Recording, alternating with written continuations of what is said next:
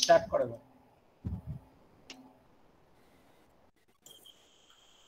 সবাইকে শুভ সন্ধ্যা।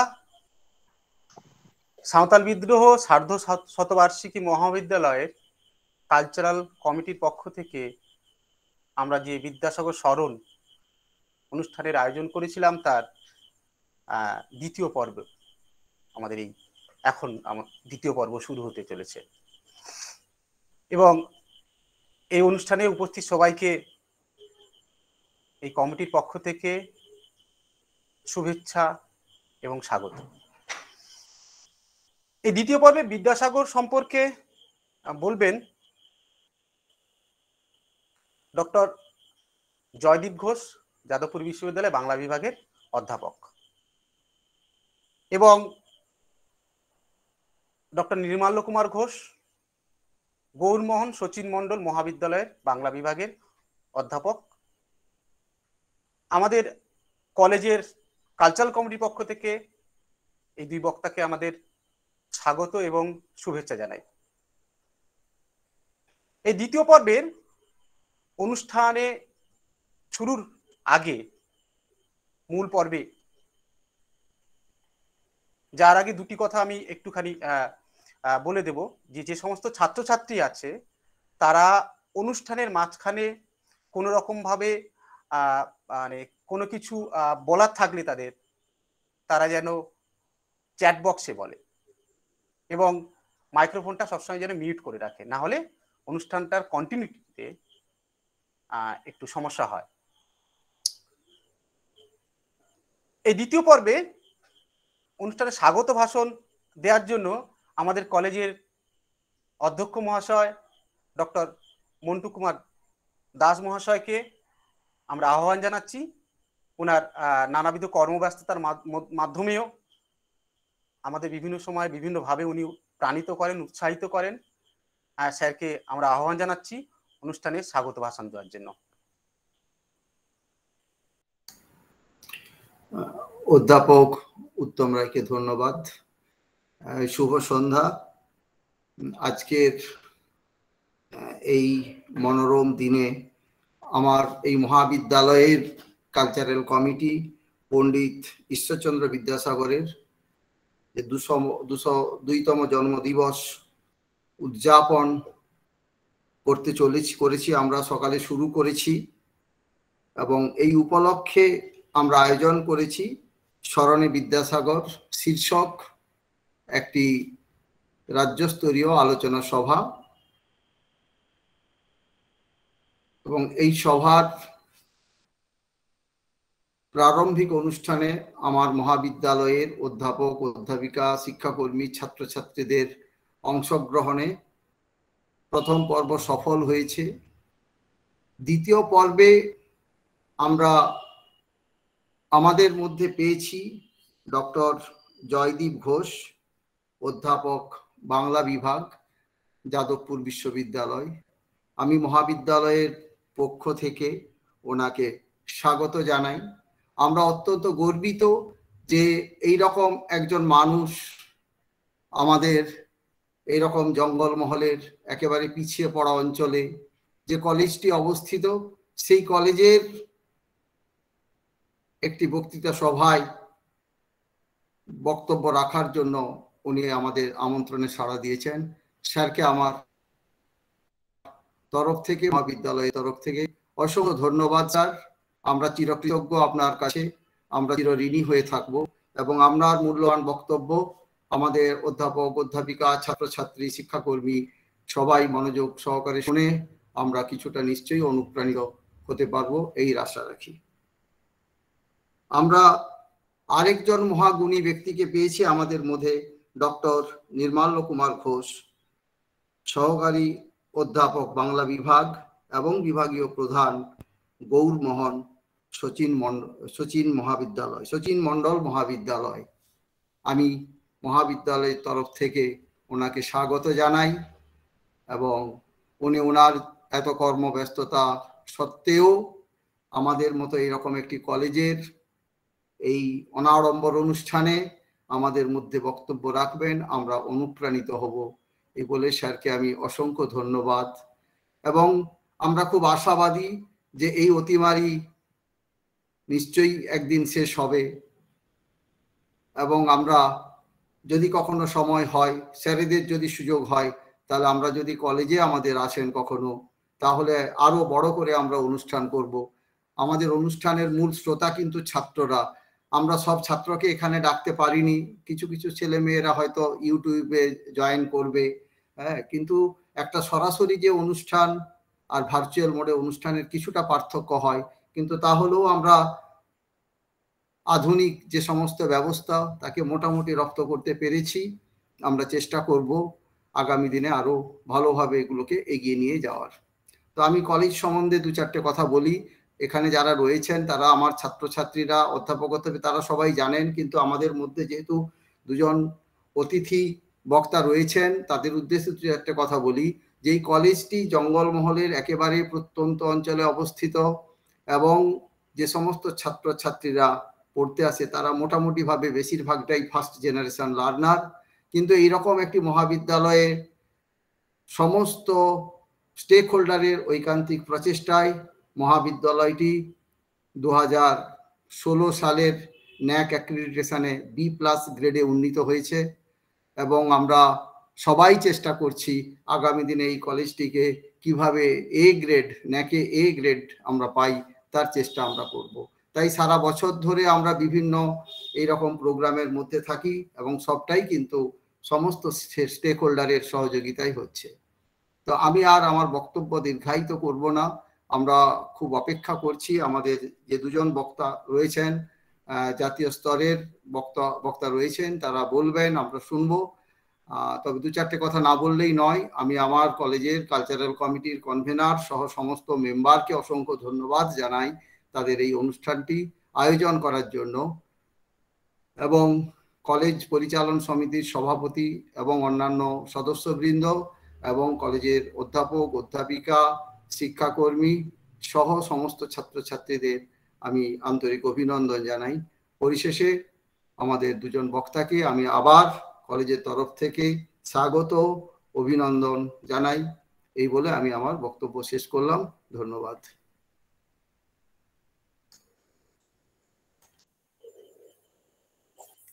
অসংখ্য ধন্যবাদ স্যার আপনাকে। আমরা আশা রাখি আপনি যেমন আমাদের পাশে সবসময় থাকেন, ভবিষ্যতেও সেইভাবে আমাদের পাশে থাকবেন। স্যারকে নিয়ে আমাদের প্রথম বক্তা আমার ব্যক্তিগতভাবে আমার স্যার, উনি, ওনার কাছে ক্লাসরুমের বাইরে, লাইব্রেরি থেকে শুরু করে সমস্ত জায়গায় বাংলা সাহিত্য সংস্কৃতির পাঠ পরিচয় ওনার থেকেই নেওয়া। স্যারকে নিয়ে কিছু বলতে যাওয়া মানে আমার কাছে খুব অস্বস্তি, খুব মানে স্পর্ধার মতো শোনায়। ফলে স্যারের সম্পর্কে বা স্যারের কাছ থেকে কিছু শোনা, স্যারের বক্তৃতা শোনা, অনেকদিন পরে স্যারের বক্তৃতা শুনবো, এবং আমি কার্যত ক্লাসরুমে ফিরে যাওয়ার মতো। স্যারের সেই এক একটা ক্লাস মুগ্ধ করতো, এবং আবার সেই ক্লাসরুমে ফিরে যাওয়ার মতো একটা পরিস্থিতি, এটা আমার কাছে বড় মানে খুবই আহ্লাদের, আনন্দের। স্যার সম্পর্কে বলতে গেলে প্রথমেই বলতে হয় স্যারের প্রাতিষ্ঠানিক গবেষণার বিষয় ছিল গ্রন্থ নির্মাণ ও রবীন্দ্রনাথ। অধ্যাপনার সাথে যুক্ত হয়ে এ পর্যন্ত স্যার যে কটি বই প্রকাশ করেছেন তার মধ্যে উল্লেখযোগ্য প্রশান্তচন্দ্র মহালনবিশ ও রবীন্দ্র গ্রন্থ প্রকাশের দায় দায়িত্ব। প্যাপিরাস থেকে প্রকাশিত স্যারের আরেকটি বই কিশোরদের জন্য লেখা জীবনী সিরিজে প্রফুল্লচন্দ্র, স্যারের সম্পাদিত বই স্মৃতিকথায় শান্তিনিকেতন। স্যারের চর্চার ক্ষেত্র আমরা দেখেছি বিভিন্ন বিষয়, বিজ্ঞান নিয়ে স্যারের চর্চা সাম্প্রতিককালে, এবং সেই নিয়ে যে সমস্ত স্যারের লেখা আছে আমরা পড়েছি এবং মুগ্ধ হয়েছি তার তথ্য এবং তার বলার ধরন। স্যারের আগ্রহের বিষয় রবীন্দ্রনাথ, প্রাতিষ্ঠানিক ধর্মের ইতিহাস ও বিজ্ঞানের ইতিহাস।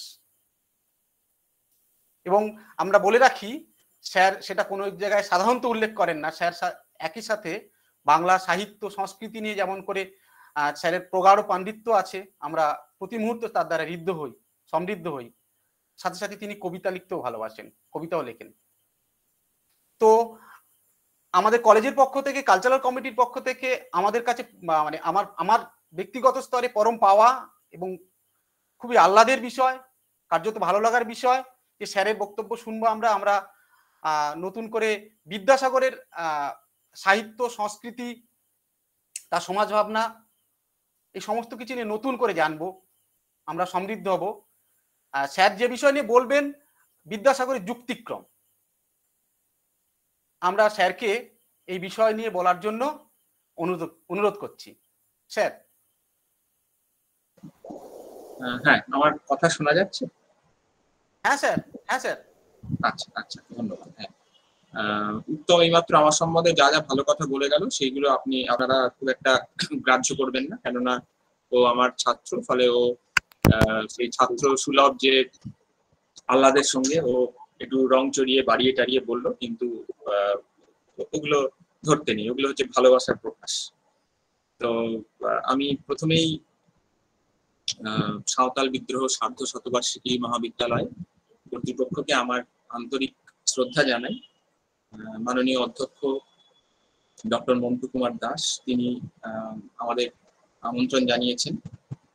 আমি সত্যি কৃতজ্ঞ, বিশেষ করে আজকে বিদ্যাসাগরের জন্মদিন, সেই জন্মদিনে তার সম্পর্কে কিছু বলতে পারা এবং ছাত্রছাত্রীদের সামনে বলতেই আমি সব থেকে স্বচ্ছন্দ বোধ করি, একটুও বাড়িয়ে বলছি না। ফলে মূলত ছাত্রছাত্রীরাই যে এই বক্তব্য শুনবেন, এতে আমি সত্যি আহ্লাদিত বোধ করছি। আমি বলবারও চেষ্টা করব মূলত ছাত্রছাত্রীদের উদ্দেশ্যেই।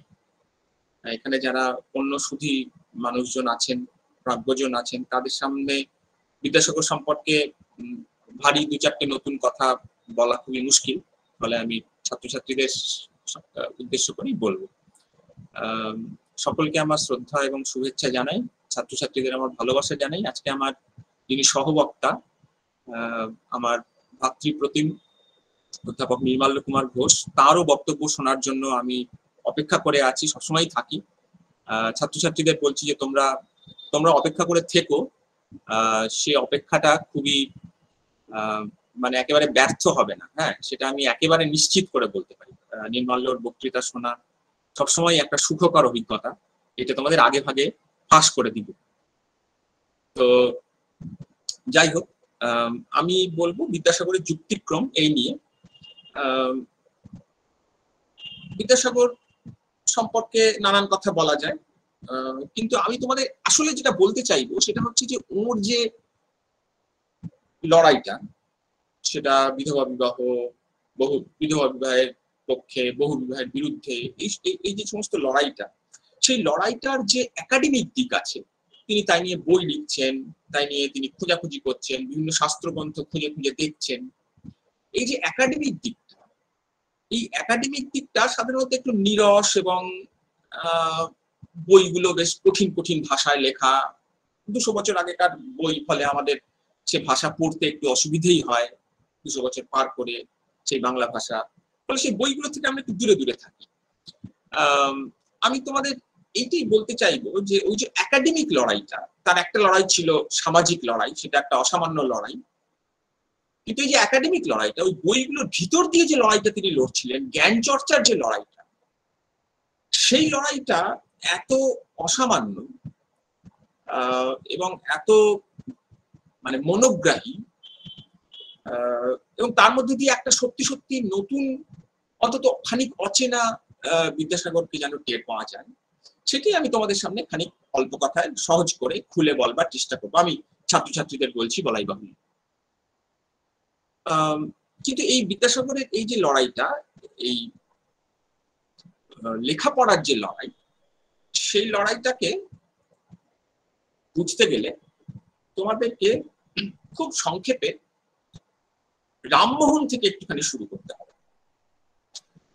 খুব সংক্ষেপে আমি রামমোহন নিয়ে তাই দু কথা তোমাদের বলেই আমি বিদ্যাসাগরে আসছি, কিন্তু কেন রামমোহন থেকে শুরু করতে হবে সেটাও আমি তোমাদের বোঝাবার চেষ্টা করব। দেখো, রামমোহন রায় তিনি যখন সহমরণের বিরুদ্ধে, স্বপন বসুর সতী বলে একটা বই আছে, সে বই তোমরা যদি উল্টে পাল্টে দেখো, দেখবে যে এরকমও তথ্য তিনি দিচ্ছেন যে 5 বছর 6 বছর বয়সের মেয়ে তারা সতী হচ্ছে, স্বামীর সঙ্গে এক চিতায় জ্যান্ত পুড়ে মরছে। একটা ঘটনাও যদি এরকম থাকে, একটি 5 বছর বা 6 বছরের মেয়ে, তোমরা যারা এখানে ছাত্রী আছো তাদেরকে আমি বিশেষভাবে মানে অনুভব করতে বলবো যে কত বছর বয়সে বিয়ে হয়েছিল তার, সেই মেয়েটি বিধবাই সে কবে হলো, তারপরে সে সতী হয়ে যাচ্ছে। এইরকম একটা অবস্থায় যখন সহমরণের বিরুদ্ধে রীতিমতো লড়াই করতে নামতে হচ্ছে রামমোহন রায়কে, তখন রামমোহন রায় ওই সহমরণ বিষয়ক প্রবর্তক ও নিবর্তকের সংবাদ এই সমস্ত বই লিখছেন, তোমরা জানো। সেই বইতে রামমোহন অনেকগুলো কথা বলবেন, তার সবগুলো আমি বলছি না, কিন্তু তার মধ্যে মূল যে প্রথম যে যুক্তিটা ছিল সেটা তো শাস্ত্রের যুক্তি, তাই না? যে শাস্ত্রে আছে যে সহমরণ প্রয়োজন নেই। এখন এই যে শাস্ত্রে আছে, কোন শাস্ত্রে আছে?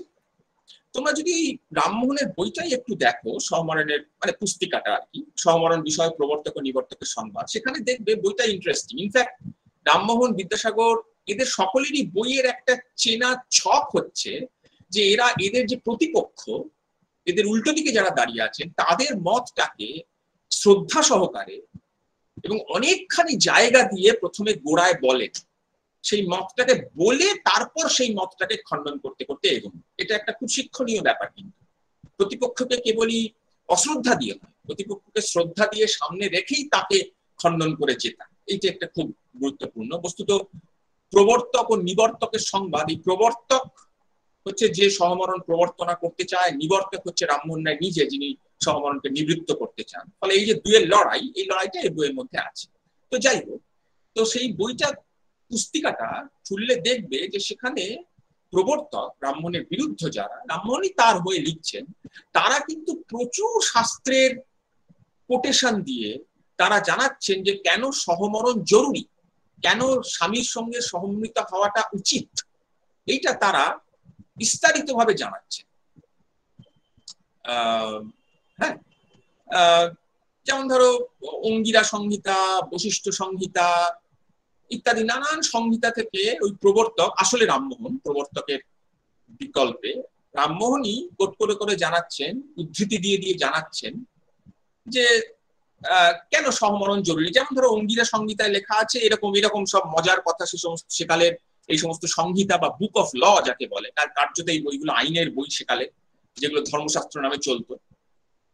কিরকম মজার কথা লেখা আছে দেখো, অঙ্গিরা সংহিতায় লেখা আছে যে স্ত্রী স্বামীর সহিত পরলোক গমন করে, মানে একই চিতায় জ্যান্ত চিতায় পুড়ে মরে আর কি, সে মনুষ্যের দেহেতে যত লোম আছে যাহার সংখ্যা 3.5 কোটি, তত বৎসর সে স্বর্গবাস করে। হ্যাঁ, মানুষের দেহে 3.5 কোটি লোম আছে কিনা আমি ঠিক বলতে পারবো না, কিন্তু এখানে লেখা আছে শাস্ত্রে, শাস্ত্রকর্তারা জানতেন আর কি। তো তত বছর সে স্বর্গে বাস করবে যদি স্বামীর সঙ্গে জ্যান্ত চিতায় পুড়ে মরে। এইরকম সব শাস্ত্র উদ্ধৃত করছেন কে? রামমোহন রায় নিজে। উদ্ধৃত করার পরে তারপরে তিনি, এইটা আমরা সকলেই জানি যে রামমোহন রায় শেষ পর্যন্ত উদ্ধৃত করছেন মনুসংহিতা নামে একটা শাস্ত্র। সেই মনুসংহিতার একটা বিখ্যাত শ্লোক, 5ম অধ্যায়ের 157 নম্বর শ্লোক। এই মনুসংহিতা একটা চমৎকার বই। কামন্তু খপদ্যহং পুষ্পমূল ফলৈশুভ নতু নামাপি গৃহ্ণীয়াৎ পত্তৌ কৃতে পরস্যতি। এইটা হচ্ছে সেই বিখ্যাত শ্লোক, যেটা হচ্ছে রামমোহন রায়ের প্রধান হাতিয়ার ছিল, যেখানে বলা হচ্ছে, মনুসংহিতায় বলা হচ্ছে যে স্ত্রী বরং পবিত্র ফল মূল ফুল খেয়ে ইত্যাদি খেয়ে দেহ ক্ষয় করবেন, তথাপি পতি মৃত হলে অন্যের নামোচ্চারণ পর্যন্ত করবেন না। ঠিক সহমরণ যাবেন না এই সমস্ত কথা লেখা নেই, কিন্তু শুধু লেখা আছে যে তিনি পতি মৃত হলে অন্য পুরুষের দিকে তাকাবেন না, এই কথাটা লেখা আছে। ঠিক আছে, এখন অন্তত এর থেকে তো বোঝা যাচ্ছে যে বেঁচে তো থাকতে পারবে, ফল মূল ইত্যাদি খেয়ে জীবন ধারণ করবে এবং অন্যের নামোচ্চারণ পর্যন্ত করবে না। এর থেকে বোঝা যাচ্ছে যে তার মরতে হবে না।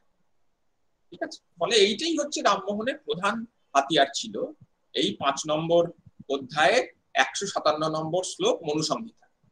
কিন্তু তোমরা বুঝতে পারবে দুটো কথা, সেটা হচ্ছে যে শুধু এই শ্লোকটাকে কোট করাই, উদ্ধৃত করাই রামমোহনের একমাত্র কাজ হতে পারে।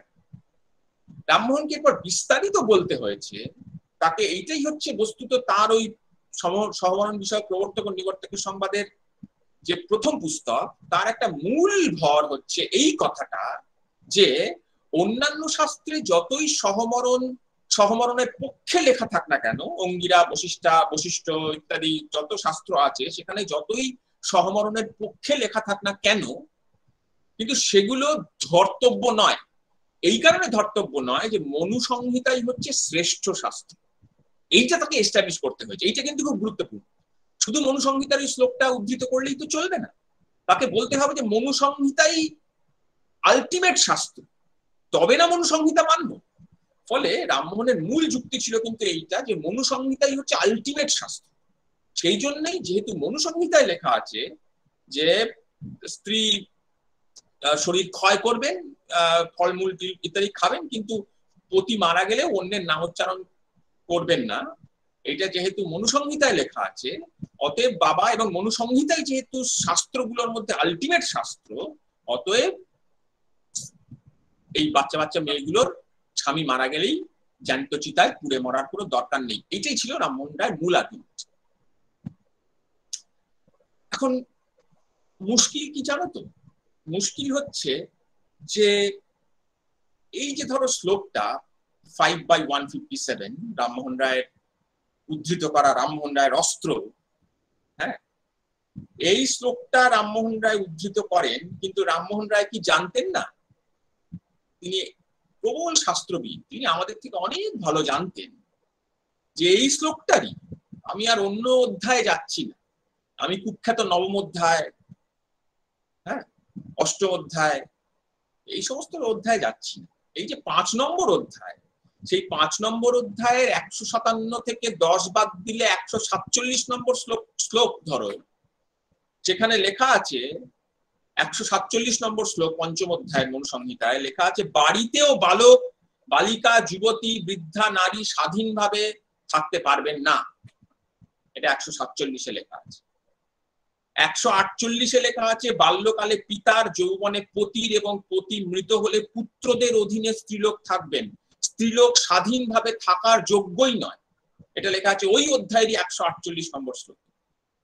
এবং ওই অধ্যায়েরই 154 নম্বর শ্লোকে, রামমোহন রায়ের উদ্ধৃত করা 157 3টে শ্লোক আগে 154 নম্বর শ্লোকে লেখা আছে যে পতি মানে স্বামী যদি দুশ্চরিত্র হয়, কামুক হয়, গুণহীন হয়, তাহলেও তিনি সাধ্বী স্ত্রী কর্তৃক সর্বদা দেবতার ন্যায় পূজ্য। ঠিক আছে, রামমোহন কি এগুলো জানতেন না? বলাই বাহুল্য, তোমার থেকে আমার থেকে অনেক ভালো জানতেন। ঠিক আছে, এরকম বাজে কথা লেখা আছে যে মনুসংহিতায়, সেইটে রামমোহন তো আমাদের থেকে ভালো জানতেন। হ্যাঁ, যে স্ত্রী স্বামী যেমনই হোক, দুশ্চরিত্র, কামুক, গুণহীন ইত্যাদি নানান যতই খারাপ হোক না, তাকে স্ত্রীকে সবসময় দেবতার ন্যায় পুজো করতে হবে, এইটে রামমোহন রায় জানতেন। এবং যে রামমোহন রায় সারা জীবনের সাধনা ছিল নারী মুক্তির সাধনা, তিনি মেয়েদের সম্পত্তির অধিকার নিয়ে পর্যন্ত কথা বলেছেন, যেটা একটা আধুনিক ডিসকোর্স, হ্যাঁ, যেটা 21 শতাব্দীর একটা ডিসকোর্স কার্যত, যে মেয়েদের সম্পত্তির অধিকার পাওয়া উচিত কিনা, সেইটা নিয়ে রামমোহন 200 বছর আগে কথা বলে গেছে। তিনি কি মনুসংহিতার এই চরিত্রটাকে জানতেন না? জানতেন, কিন্তু তার আপাতত ওই শ্লোকটা দিয়ে কাজ চলবে, এইটা খেয়াল করে দেখবার মতো। প্র্যাগম্যাটিজম, কাণ্ডব জ্ঞান, যুক্তিক্রমের মূল কথাটা হচ্ছে কাণ্ডব জ্ঞান। শেষ পর্যন্ত আমি একটা লড়াইতে নেমেছি, সেই লড়াইয়ে কিভাবে জিতবো, এই লড়াইটা আমার ব্যক্তিগত স্বার্থের জন্য নয়, একটা বড় অংশের সমাজ, মেয়েদের স্বার্থে। ফলে আমাকে মনুসংহিতার একটা বিশেষ শ্লোক আপাতত আমার কাজে লাগছে। তাই জন্য রামমোহন রায় মনুসংহিতার এই সামগ্রিক চরিত্রটা জেনেও তিনি ওই 7/157 কে উদ্ধৃত করে বলেন যে পতি মৃত হলেও অন্যের নামোচ্চারণ করবেন না, অতএব বউয়ের অন্তত মারা যাওয়ার দরকার নেই। কিন্তু এইবার আমি বিদ্যাসাগরে আসছি। রামমোহন রায় যখন 1833-এ প্রয়াত হচ্ছেন, তখন বিদ্যাসাগরের বয়স 13 বছর। কিন্তু মুশকিল হচ্ছে যে তোমরা এবার বুঝতেই পারবে যে রামমোহন রায় বিদ্যাসাগরের জন্য একটা সমস্যা তৈরি করে দিয়ে গেছে। সেটা যে বিদ্যাসাগর যখন বিধবা বিবাহ নিয়ে কথা বলতে এলেন, বিধবা বিবাহ প্রচলিত হওয়া উচিত কিনা এত বিষয়ে প্রস্তাব, প্রথম পুস্তক বেরোচ্ছে 1855 জানুয়ারি এবং দ্বিতীয় পুস্তক তার দ্বিতীয় অংশটা বেরোচ্ছে 1855 অক্টোবর মাসে। রামমোহন রায় চলে যাবার প্রায় 22 বছর পর তখন বিদ্যাসাগর জানতেন যে রামমোহন রায় তার জন্য একটা গভীর সমস্যার সৃষ্টি করে দিয়ে গেছে। কেননা রামমোহন রায় লিখে গেছেন যে মনু সংহিতা হচ্ছে আলটিমেট শাস্ত্র, লিখে গেছেন কেননা সেইটা তার তখন লেখার দরকার পড়েছিল।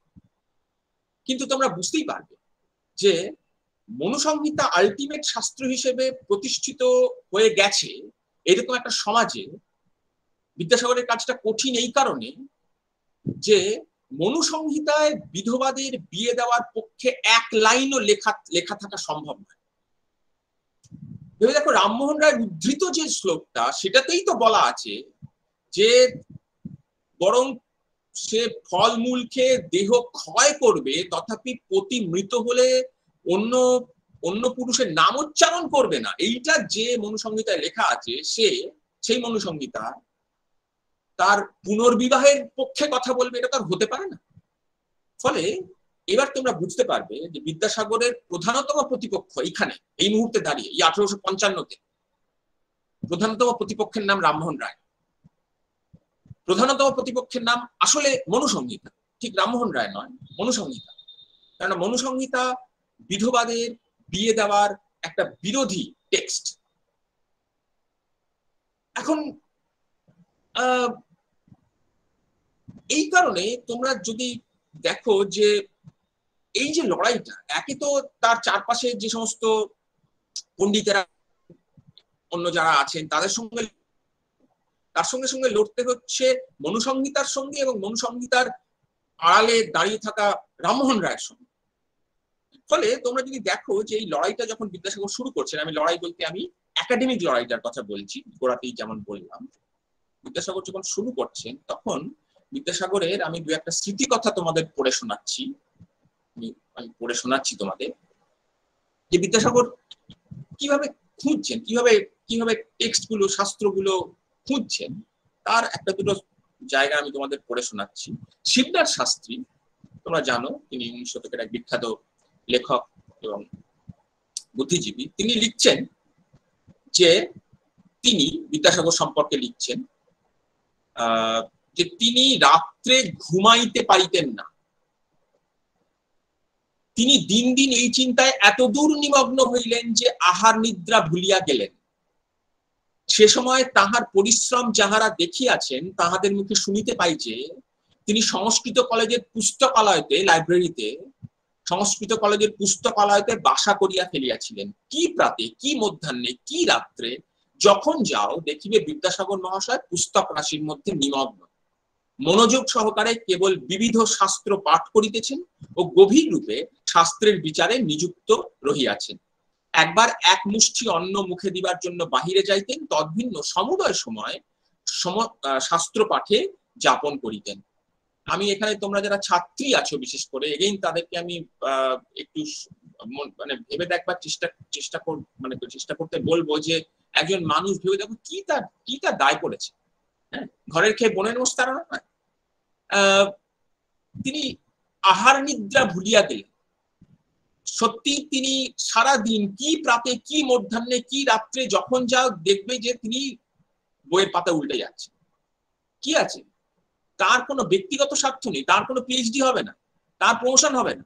তিনি কেবল চাইছেন যে মেয়েরা যাতে একটা নতুন জীবন শুরু করতে পারে।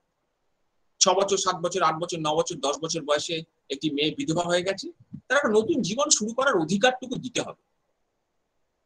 প্রাতঃস্মরণীয় কথাটা যদি সত্যি কোনো মানে থাকে এবং এই বঙ্গদেশের কাউকে যদি সত্যি প্রাতঃস্মরণীয় বলতে হয় তাহলে বিদ্যাসাগর ছাড়া আর কারোর নাম প্রথমে মনে আসে না। এই জন্য মনে আসে না।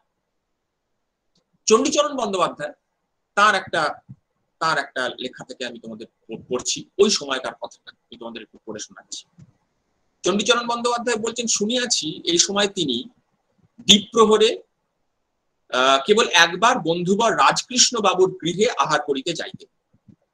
এই দিনে একবার তিনি খেতে যেতেন। কলেজের কার্য শেষ করিয়া অপরাহ্ন হইতে আরম্ভ করিয়া সমস্ত রাত্রি সংস্কৃত কলেজের পুস্তকাগারে, যেরকম শিবনাথ শাস্ত্রী বলেছেন, চণ্ডীচরণ বন্দ্যোপাধ্যায় সেরকমই বলছেন, যে ওই একবার খেতে যেতেন এবং তারপরে কলেজের কাজ শেষ করে বিকেল থেকে সমস্ত রাত্রি সংস্কৃত কলেজের পুস্তকাগারে পুস্তক রাশির মধ্যে মগ্ন থাকিতেন এবং গ্রন্থের ন্যায় পুঁথির পত্রে পত্রে বিচরণ করিতেন। কি দরকার ছিল রাত জেগে না খেয়ে একটা লোক, সে মানে একটা লোক তিনি রাত জেগে না খেয়ে লিটারেলি তিনি খাটনি খেটে যাচ্ছে, তিনি লেখাপড়া করে যাচ্ছে তোমার জন্য। এখানে যারা ছাত্রী আছো তাদেরকে বলছি, তোমার জন্য এইটা ভুলো না। এই 26শে সেপ্টেম্বর এইটা আরেকবার স্মরণ করো। আমাদের দু কথা বলছি এখানে বক্তৃতা, এইগুলোর কোনো মানে নেই, কিন্তু এই কথাটা সত্যি ভুলো না যে আজ থেকে 200 বছর আগে একটা লোক লিটারারি একবেলা খেয়ে এবং সারা রাত জেগে পুঁথির মধ্যে ঢুকে চর্চা করছিলেন, কেননা যাতে আজকে তুমি তোমার সহপাঠীর সঙ্গে একই স্কুলে একই কলেজে পড়াশোনা করতে পারো, তোমার জীবনটা যাতে তোমার নিজের মতো করে তুমি কাটাতে পারো, এই জন্য। ঠিক আছে, তো এই যে চণ্ডীচরণ বন্দ্যোপাধ্যায় যে রাজকৃষ্ণ বাবুর কথা বললেন, যে দিনে দ্বীপ্রহরে কেবল একবার বন্ধুবা রাজকৃষ্ণ বাবুর গৃহে আহার করিতে যাইতেন, সেই রাজকৃষ্ণ বন্দ্যোপাধ্যায় তিনি নিজে কি লিখছেন, তার তার কথাটাই সব থেকে গুরুত্বপূর্ণ হওয়ার কথা, কেননা তিনি সব থেকে কাছে আছেন। সেই রাজকৃষ্ণ বন্দ্যোপাধ্যায় লিখছেন যে 1853 খ্রিস্টাব্দের শেষ ভাগে একদিন রাত্রিকালে, রাত্রিকাল, দেখো বারবার রাত্রি কথাটা ঘুরে ফিরে আসছে, সারাদিন তিনি অন্য অনেক কাজ করেন, তারপরে রাত জেগে তিনি পুঁথির পাতা উল্টান। রাত্রিকালে বিদ্যাসাগর মহাশয় আমি একত্রে বাসায় ছিলাম, আমি পড়িতেছিলাম, তিনি একখানি পুঁথির পাতা উল্টাইতেছিলেন। এই পুঁথিখানি পরাশর সংহিতা। পাতা উল্টাইতে উল্টাইতে হঠাৎ তিনি আনন্দে বেগে উঠিয়া পড়িয়া বলিলেন, পাইয়াছি পাইয়াছি। আমি বলিলাম, আমি জিজ্ঞাসিলাম কি পাইয়াছ? তিনি তখনই পরাশর সংহিতার সেই শ্লোকটি আওড়াইলেন। কোন শ্লোক সেটা এক্ষুনি বলছি, কিন্তু ওই যে আর্কিমিডিস যেমন ইউরেকা ইউরেকা বলে লাফিয়ে উঠেছিলেন, তার একটা বিশেষ বৈজ্ঞানিক একটা খোঁজ যখন তিনি পেলেন, প্রায় সেই রকম দেখো একজন মানুষ, এই বিদ্যাসাগর, তিনি লিটারারি পাইয়াছি পাইয়াছি বলে লাফিয়ে উঠছেন, যে লড়াইয়ের একটা অস্ত্র পেয়েছি। এবার আমি বিদ্যাসাগরের অস্ত্রের তোমাদের একটু বিবরণ দিই। পরাশর সংহিতার একটা শ্লোক বিদ্যাসাগর পেয়েছেন। বিদ্যাসাগরের বিবাহ প্রচলিত হওয়া উচিত কিনা এদের বিষয় বিচারে মূল ভর অতএব পরাশর সংহিতার ওই শ্লোক। কি শ্লোক না, বইটার মধ্যেই বিদ্যাসাগর উল্লেখ করেছেন, নষ্টে মৃতে প্রব্রজিতে ক্লীবচ পতিতে পত পঞ্চসাপৎসু নারীনাং প্রতিরন্ন বিধিয়াত। এইটা হচ্ছে শ্লোক। এর মানে কি? এর মানে হচ্ছে যে যদি স্বামী নষ্ট হন, মৃত হন, যদি তিনি প্রব্রজ্জায় যান, যদি তিনি ক্লীব হন, এই সমস্ত যদি হয় এবং তিনি মারা যান, হ্যাঁ, তাহলে স্ত্রী আর একবার বিয়ে করতে পারে। এটা হচ্ছে এই শ্লোকটার মানে। এই 5টি ঘটনা ঘটলে তাহলে স্ত্রী আর একবার বিয়ে করতে পারে। তো খুব ভালো একটা শ্লোক পাওয়া গেছে, কিন্তু এবার তোমরা বুঝতে পারবে যে এই শ্লোকটা উদ্ধৃত করলেই তো হবে না। এবার বিদ্যাসাগরকে বলতে হবে যে না, শুধু পরাশর সংহিতায় এই কথাটা লেখা আছে তা না, যে স্বামী যদি মারা যায় এবং ক্লীব হয়, প্রব্রজ্জায় মানে সন্ন্যাসী হয়ে যায় ইত্যাদি হয়ে যায়, তাহলে স্ত্রী আরেকবার বিয়ে করতে পারবে, এটা পরাশর সংহিতায় লেখা আছে, এইটুকু বলাই যথেষ্ট না। এরপরে বিদ্যাসাগরকে বলতে হবে যে ওই যে রামমোহন রায় বলে গেছেন মনুসংহিতাই হচ্ছে আলটিমেট শাস্ত্র, ওই কথাটা নয়, আমাকে মানতে হবে পরাশর সংহিতা। এই যুক্তিটাকে বিদ্যাসাগরকে প্রতিষ্ঠা করতে হবে। দুটো কথা তোমরা একটু ঠান্ডা মাথায় ভেবে দেখো। 1 নম্বর হচ্ছে যে, তারপরে এর ট্র্যাজেডির দিকটা আমি তোমাদের বলছি। 1 নম্বর হচ্ছে যে ভেবে দেখো যে এই যে বিদ্যাসাগর বলবেন যে পরাশর সংহিতাই হচ্ছে, বিদ্যাসাগর বলবেন যে পরাশর সংহিতাই হচ্ছে কলির শাস্ত্র, হ্যাঁ, এরকম তিনি বলবেন, তিনি এই কথাটাই বলবেন। যদিও যদিও সেই বলাটা সম্পর্কে আমি একটু বলছি পরে। কিন্তু একটা জিনিস ভেবে দেখো যে বিদ্যাসাগর এই যে পরাশর সংহিতাকেই কলির শাস্ত্র বলে এস্টাবলিশ করবেন, এইটা যদি তিনি ওই খুঁজতে খুঁজতে ওই যে রাজকৃষ্ণ বাবু বা চণ্ডীচরণ বন্দ্যোপাধ্যায় বা শিবনাথ শাস্ত্রী যখন খোঁজার যে বিবরণ দিচ্ছেন, সেই খোঁজার মুহূর্তে খুঁজতে খুঁজতে বিদ্যাসাগর যদি পরাশর সংহিতার জায়গায় অন্য কোনো সংহিতার কোন একটা শ্লোক পেতেন, বশিষ্ঠ সংহিতার, অঙ্গিরা সংহিতার, অথবা অন্য কোনো সংহিতা একটা শ্লোক যদি পেতেন অস্ত্র হিসেবে, পরাশর সংহিতা পেয়েছেন, ঠিক আছে, কিন্তু তিনি যদি পরাশর সংহিতার বদলে এই শ্লোকটাকে অন্য কোনো সংহিতায় পেতেন, তাহলে তিনি কি করতেন? তাহলে তিনি, বুঝতেই পারছো, সাধারণ কাণ্ডজ্ঞান বলে যে তিনি ওই যে শ্লোকটা যে সংহিতায় পেতেন, যে শাস্ত্রগ্রন্থে পেতেন, তাকেই তিনি সর্বোচ্চ শাস্ত্র হিসেবে এস্টাবলিশ করতেন। মানে ভেবে দেখো, আসলে এটা শাস্ত্রের যুক্তিক্রম তৈরি হচ্ছে না, এটা তৈরি হচ্ছে আসলে তিনি যে খেলায় যেভাবে জিতবেন সেইটা। তিনি পরাশর সংহিতাই শ্রেষ্ঠ শাস্ত্র কিনা এইটা বলা বিদ্যাসাগরের উদ্দেশ্যই নয়। বিদ্যাসাগরের উদ্দেশ্য হচ্ছে যে পরাশর সংহিতায় তিনি একটি শ্লোক পেয়েছেন যেটা তার কাজে লাগবে, অতএব পরাশর সংহিতা হচ্ছে শ্রেষ্ঠ শাস্ত্র, ঠিক আছে। পরাশর সংহিতা নিয়ে তার কোনো মাথা ব্যথা নেই। তিনি যদি পরাশর সংহিতার জায়গায় বিদ্যাসাগর সংহিতায় কোন একটা শ্লোক পেতেন, তাহলে তিনি ওই বিদ্যাসাগর সংহিতাকেই শ্রেষ্ঠ শাস্ত্র বলতেন। অর্থাৎ শাস্ত্র গ্রন্থ আসলে বিদ্যাসাগরের মূল ভরই নয়। তিনি কেবল জানেন যে এই যে সমাজে দাঁড়িয়ে আছি, এই যে 1855 সালের সমাজ, 1855 সালের ভারতবর্ষীয় সমাজ, এই সমাজে শাস্ত্রগ্রন্থ ছাড়া আমার এগোবার পথ নেই। এবং সেই কারণে তিনি তার যে বিধবা বিবাহ বই, সেই বইয়ে স্পষ্ট করে বলেছিলেন, এই কটা লাইন ভুলো না, খুব গুরুত্বপূর্ণ লাইন। তিনি বলেছিলেন, যদি যুক্তিমাত্র অবলম্বন করিয়া ইহাকে কর্তব্য কর্ম বলিয়া প্রতিপন্ন করো, তাহা হইলে এতদ্দেশীয় লোক কখনোই ইহা কর্তব্য কর্ম বলিয়া স্বীকার করিবেন না। এই লাইনটার মধ্যে যে বেদনাটা আছে, সেই বেদনাটাকে খেয়াল করো, যে যদি যুক্তিমাত্র অবলম্বন করে বলি যে কেন একটা 6 বছর 7 বছর 8 বছরের মেয়ে বিধবা হয়েছে, সে আরেকবার বিয়ে করতে পারবে, এটা একটা মানবিকতার যুক্তি।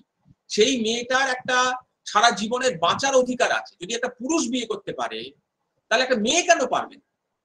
তার জীবনটা তো ভালো করে শুরুই হয়নি, সে বিয়ে কি, বিধবা কি, সহমরণ কি, কিছুই জানে না।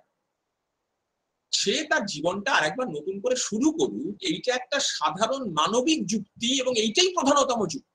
কিন্তু বিদ্যাসাগর বলছেন, যদি যুক্তিমাত্র অবলম্বন করিয়া কর্তব্য কর্ম বলিয়া প্রতিপন্ন করার চেষ্টা করি, তাহলে এতদ্দেশীয় লোক কর্তব্য কর্ম বলিয়া স্বীকার করিবে না। এই লাইনের মধ্যে যে বেদনা আছে, যে কান্না আছে, এইটা তোমরা ধরতে শিখবে নিশ্চয়ই, যে উপায় নেই আমার।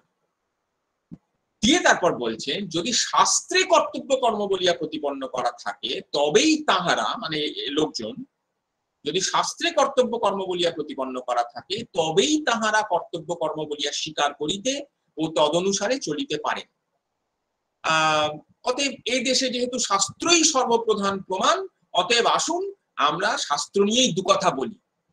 বিদ্যাসাগর আসলে শাস্ত্র নিয়ে তার কিছু মাথা ব্যথা ছিল, ঠিক আছে, রামমোহনেরও ছিল না। ওই যে বললাম যে রামমোহন কেন মনুসংহিতায় এই সমস্ত কথা লেখা, পরাশর সংহিতায় কি লেখা আছে আমি এক্ষুনি তোমাদের বলছি। পরাশর সংহিতার অন্য একটা শ্লোকের নমুনা আমি তোমাদের দিচ্ছি।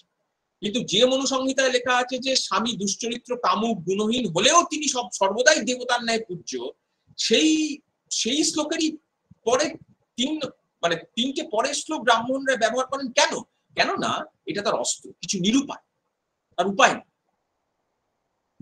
বিদ্যাসাগর না তার মনুসংহিতা নিয়ে কোনো মাথা ব্যথা আছে, না তার পরাশর সংহিতা নিয়ে কোনো মাথা ব্যথা আছে, কিন্তু মাথা ব্যথা না থাকা সত্ত্বেও তাকে এস্টাবলিশ করতে হচ্ছে যে পরাশর সংহিতাই হচ্ছে কলির শাস্ত্র। এর মধ্যে এক ধরনের সবিরোধ আছে, এমনকি একটু রিস্ক নিয়ে এর মধ্যে এক ধরনের মিথ্যাচার আছে বললেও ভুল বলা হয় না, কিন্তু সে কি অসামান্য মিথ্যাচার, কি অসামান্য শ্রদ্ধেয় মিথ্যাচার।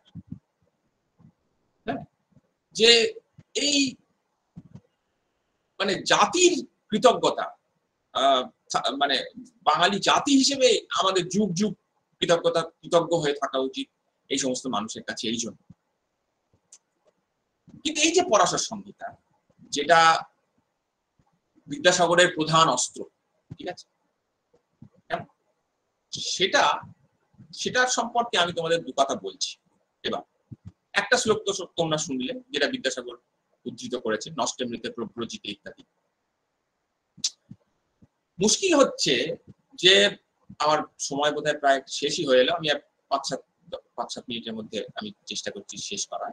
মুশকিল হচ্ছে যে বিদ্যাসাগর এই যে শ্লোকটা উদ্ধৃত করেন, বিদ্যাসাগরের যে প্রধান অস্ত্র, এই অস্ত্রটা হচ্ছে এমন একটা অস্ত্র, জানো তো, মানে ছাত্রছাত্রীদের বলছি, যেটা হচ্ছে এমন একটা বন্দুক, যে বন্দুকটা জং ধরা এবং গুলি বেরোয় না, এবং বাই চান্স যদি গুলি বেরোয়, সেই গুলিটা পিছন দিক দিয়ে বেরোয়, যে ট্রিগার টিপছে তার দিকেই গুলিটা ধাবিত হয়, এরকম একটা অস্ত্র। হ্যাঁ, এটা হচ্ছে বিদ্যাসাগরের ট্র্যাজেডি। কিন্তু এই অস্ত্র নিয়েই তাকে লড়তে হচ্ছে সামনের কামান, বন্দুক, এরোপ্লেন, এই সমস্ত বিরুদ্ধে। কেন এটা বললাম শুনবে? এই যে শ্লোকটা নষ্টে মৃতে প্রব্রজিতে ক্লীবে চ পতিতে পতৌ, এই শ্লোকটার পরের দুটো শ্লোক কি শোনো। 27 নম্বর শ্লোক হচ্ছে নষ্টে মৃতে প্রব্রজিতে ক্লীবে চ পতিতে পতৌ, যে স্বামী যদি মৃত হয়, যদি প্রব্রজায় চলে যায়, ক্লীব হয়, তাহলে বউ আর একবার বিয়ে করতে পারবে। এটা হচ্ছে 27 নম্বর শ্লোক। 28 নম্বর শ্লোক হচ্ছে যে কিন্তু যদি বিয়ে না করে, স্বামী মারা গেলেও যদি স্ত্রী বিয়ে না করে তিনি যদি বিধবা হয়েই থাকেন, তাহলে মানব শরীরে যে 3.5 কোটি লোম আছে, সেই পরিমাণ তিনি স্বর্গে বাস করবেন। মানে ভেবে দেখো, সেম সাইড হয়ে যাচ্ছে না? যে বিদ্যাসাগর বিধবাদের বিয়ে দিতে চান এবং যে পরাশর সংহিতাকে তিনি প্রধান অস্ত্র করে বিয়ে দেওয়ার কাজে নেমেছেন, সেই পরাশর সংহিতাতেই লেখা আছে যে যদি বিধবা হয়েই থাকে, যদি বিয়ে না করেন স্ত্রী স্বামী মারা যাওয়ার পরে, তাহলে তিনি 3.5 কোটি লোম আছে তত বছর স্বর্গে বাস করবেন। এটা হচ্ছে 28 নম্বর শ্লোক। এবার 29 নম্বর শ্লোকটা শোনো। 29 নম্বর শ্লোকে লেখা আছে যে বিয়েও, মানে বিধবা তো হলে তো স্বর্গে বাস করবেন, কিন্তু সব থেকে ভালো হয় যদি মানে না সরি এটাই 29 নম্বর শ্লোকে লেখা আছে, ওই 3.5 কোটি লোমের কথা। মানে লেখা আছে যে যদি সব থেকে ভালো হয় যে বিধবাও না হয়ে যদি স্ত্রী স্বামীর সঙ্গে সহমৃতা হয়, জ্যান্ত চিতায় পুড়ে মরে। ভেবে দেখো, এই জন্যই আমি বলছি এটা একটা এমন বন্দুক যেটা জং ধরা এবং গুলি বেরোলে সেটা যে চালাচ্ছে তার বিরুদ্ধে যায়। গোটা পরাশর সংহিতা আসলে বিদ্যাসাগরের বিরোধী একটা প্রস্তাব। যে পরাশর সংহিতাকে সামনে রেখে বিদ্যাসাগর লড়তে নেমেছেন, গোটা পরাশর সংহিতা বিদ্যাসাগরের বিরোধী একটা প্রস্তাব। পরাশর সংহিতায় লেখা আছে যে বিধবারা বিয়ে না, মানে বিয়ে করতে পারে, কিন্তু বিয়ে না করলে সব থেকে ভালো, আর তার থেকেও ভালো হচ্ছে যদি তারা জ্যান্ত চিতায় পুড়ে মরে। ফলে বুঝতেই পারছো বিদ্যাসাগরের লড়াইটা, যে একাডেমিক লড়াইটা, সেই লড়াইটা কখনো সহজ ছিল না। তিনি দুটো শাস্ত্রগ্রন্থ খুঁজে আনলেন আর লড়াইতে জিতে গেলেন, এরকম নয়। শাস্ত্র দিয়ে জেতাটা আসলে খুব, মানে প্রায় অসম্ভব একটা কাজ ছিল। সেই অসম্ভব কাজটাকে বিদ্যাসাগর সম্ভব করেছেন, রামমোহনরা সম্ভব করেছেন। হ্যাঁ, কি করে করেছেন, কি করে শেষ পর্যন্ত সেই তর্কটা জিতেছেন, সেটা একটা বিস্তারিত বিবরণ। কিন্তু তোমরা লড়াইটা যে কতটা কঠিন ছিল, এইটা তোমরা খানিক বুঝতে পারবে। আমি আর 2-4 মিনিটের মধ্যে আমি আমার কথা গুটিয়ে আনছি। সেটা হচ্ছে, একটা কথা তোমরা ভুলো না, সেটা হচ্ছে যে বিদ্যাসাগর এই যে শাস্ত্র খুঁজছেন, রাত জাগছেন, দিনে একবেলা খাচ্ছেন, এইগুলো তো শাস্ত্রের লড়াইটা তিনি লড়ছেন।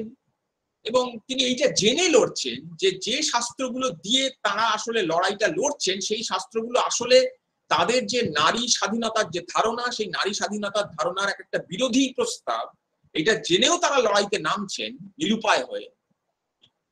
এইগুলো যেমন মনে রাখবে, তেমনি মনে রাখবে যে শেষ পর্যন্ত তারা যেটা বলবেন, যেটা বলা থেকে তারা কিছুতেই, এই কথাটাই আসলে ইতিহাসের কাছে তারা বলে রাখতে চাইবে, শাস্ত্রের কথাটা নয়, সেটা হৃদয়। যে অনেক কথা বলার পরে রামমোহন রায় তার সহমরণ বিষয়ক যে প্রবর্তক ও নিবর্তকের সংবাদ, তার প্রথম পুস্তক এবং দ্বিতীয় পুস্তক, দুটো বই শেষ করেছেন কি দিয়ে জানো? শেষ করেছেন দয়া। তোমাদের কিন্তু দয়া নেই, অনেক কঠিন কঠিন যুক্তি, শাস্ত্র উদ্ধৃতি, শ্লোক, হ্যানা ত্যানা বলে দুটো বই শেষ করছেন এই কথাটা বলে যে আমাকে কেন যুক্তি কেন দিতে হচ্ছে, এত কথা কেন বলতে হচ্ছে, তোমাদের কি শরীরে একটু দয়া নেই? এই যে হৃদয়বত্তাটা, বিদ্যাসাগরকে এমনি এমনি করুণা সাগর বলা হয়, বিদ্যাসাগরও কিন্তু তাই। শেষ পর্যন্ত ওদের যুক্তি শেষ হয়, মানে যুক্তির যেখানে শেষ, এই কথাটা মনে রাখা যায়, যেখানে যুক্তি তাদের থামে এসে, সেইখানে তারা হৃদয়ের কথা দিয়ে শেষ করে। বিদ্যাসাগর যখন তার, ধরো আমি বলছি বহু বিবাহ যে বইটা, এই এই এই এই এই গল্পটা বলি তোমাদের, আমি থেমে যাচ্ছি, তারপরে আমরা নির্মাল্যর কথা শুনবো। বিদ্যাসাগর যে বহু বিবাহ যে বইটা, সেই বইটায় অনেক যুক্তি দিচ্ছেন, অনেক শাস্ত্র, আবার শেষ করছেন কিভাবে জানো? শেষ করছে বলছেন যে অনেক কথা হলো, এবারে আপনাদের দুজনের গল্প বলি। বিদ্যাসাগর বলছে অনেক গম্ভীর, গুরু গম্ভীর কথা হয়েছে, দুটি মেয়ের গল্প বলি, দুটি পোড়া কপাল কুলিনের মেয়ে। হ্যাঁ, সেই দুটি মেয়ে, দুই বোন, তাদের সঙ্গে বিদ্যাসাগরের দেখা হয়েছে। তাদের একজনের হাতে এক কন্যা সন্তান, বাচ্চা, মানে একদম সদ্যজাত কন্যা সন্তান। তো তার মধ্যে বড় দুই বোন, তার মধ্যে বড় বোন তিনি মা, তিনি খানিকক্ষণ ওই ক্রোড়স্থিত শিশু কন্যাটির মুখ নিরীক্ষণ করলেন, নিজের মেয়ের সদ্যজাত কন্যাটির দিকে তাকালেন, অনন্তর সজল নয়নে আমার দিকে চাহিয়া বলিলেন, বিদ্যাসাগরের দিকে বলছেন, বহু বিবাহ প্রথার নিবারণ হইলে আমাদের আর কোনো লাভ নেই, আমাদের জীবনটা কেটে গেছে, আমাদের স্বামী 32টা 64টা বিয়ে করেছে, আমাদের আর কোনো লাভ নাই, আমরা এখন যে সুখ ভোগ করে দিচ্ছি তখনও সেই সুখই ভোগ করিও। সুখ কথাটার মধ্যে যে বেদনাটা, সেটা তোমরা নিশ্চয়ই টের পাবে, যে ব্যঙ্গটা, সেটা নিশ্চয়ই তোমরা টের পাবে। দিয়ে তারপরে ওই মেয়েটি বলছে যে, তবে যে হতভাগীরা আমাদের গর্ভে জন্মগ্রহণ করে, যদি তাহারা আমাদের মতো চিরদুঃখিনী না হয়, তাহা হইলেই আমাদের অনেক দুঃখ নিবারণ হয়। বিদ্যাসাগর লিখছেন যে, এই কথা বলিবার সময় তদীয় ম্লান বদনে বিষাদ ও নৈরাশ্য এরূপ সুস্পষ্ট ব্যক্ত হইতে লাগিল যে, আমি দেখিয়া শোকে একান্ত অভিভূত হইয়া অবিশ্রান্ত অশ্রু বিসর্জন করিতে লাগিলাম। বিদ্যাসাগরকে যদি মনে রাখো, তাহলে এই অশ্রুটা, এই কান্নাটা মনে রেখো। বিদ্যাসাগরের এই কান্নাই কিন্তু আমাদেরকে বাঁচিয়ে রেখেছে জাতি হিসেবে। তিনি শুকনো পণ্ডিত যে ছিলেন না, তার যুক্তিক্রমের কেউ যে শুকনো যুক্তিক্রম নয়, শেষ পর্যন্ত এই হৃদয় কান্না, এইটা দিয়ে যে শেষ হয়, সেই কথাটা মনে রেখো। কিরকম তার মধ্যে কিরকম আশ্চর্য রসবোধ। বিদ্যাসাগর লিখছেন যে, এই যে দুই বোন, এর মধ্যে জ্যেষ্ঠার বয়স, বড় বোনের বয়স ওই 20-21 বছর মতো, আর বাচ্চা মানে মেয়ে, মানে তার বোন, মানে কনিষ্ঠার বয়সক্রম 16-17 বছর। ঠিক আছে, 20-21 বছর একজনের, আর একজন 16-17 বছর। জ্যেষ্ঠার যে স্বামী, তার বয়স 30, বিদ্যাসাগর লিখছেন, এবং তিনি ওই 30 বছর বয়সে এ পর্যন্ত 12টি মাত্র বিবাহ করিয়াছেন। আর কনিষ্ঠার যে স্বামী, তার বয়স 25-26, এবং সেই 25-26 বছরে এ পর্যন্ত তিনি 25টির বেশি বিবাহ করিতে পারেন নাই। কি অদ্ভুত রসবোধ! আহারে, বেচারি মাত্র 25 বছর বয়সে মাত্র 25টা বিয়ে করেছে। এই রসবোধের মধ্যেও যে আসলে গভীর সমাজের যে ঘুম, সমাজের যে অসুখ, সেই অসুখটা কি আশ্চর্য রসবোধের মধ্যে দিয়ে উদ্ভাসিত করে দেন। বইগুলোকে ভাষার জন্য কঠিন কঠিন বলে মনে হয়, কিন্তু বইগুলো আসলে অশ্রু সজল, রসময় এক একটা বই, সেই কথাটা মনে রেখো। আমি এখানেই থামছি, কেননা আমরা আমাদের নির্মাল্যর কথা আমরা শোনবার জন্য ব্যস্ত হয়ে আছি। কিন্তু আরেকবার এই 26শে সেপ্টেম্বর বিদ্যাসাগরের পূর্ণ জন্মতিথিতে তাকে এবং রামমোহন রায়কেও বটে আরেকবার জাতির পক্ষ থেকে সত্যি যতবার আমরা তাদেরকে স্মরণ করবো, এই আমাদেরই পুণ্য। তাদেরকে প্রণাম জানিয়ে আমি আপাতত আমার বক্তব্য শেষ করছি। সবাইকে ধন্যবাদ।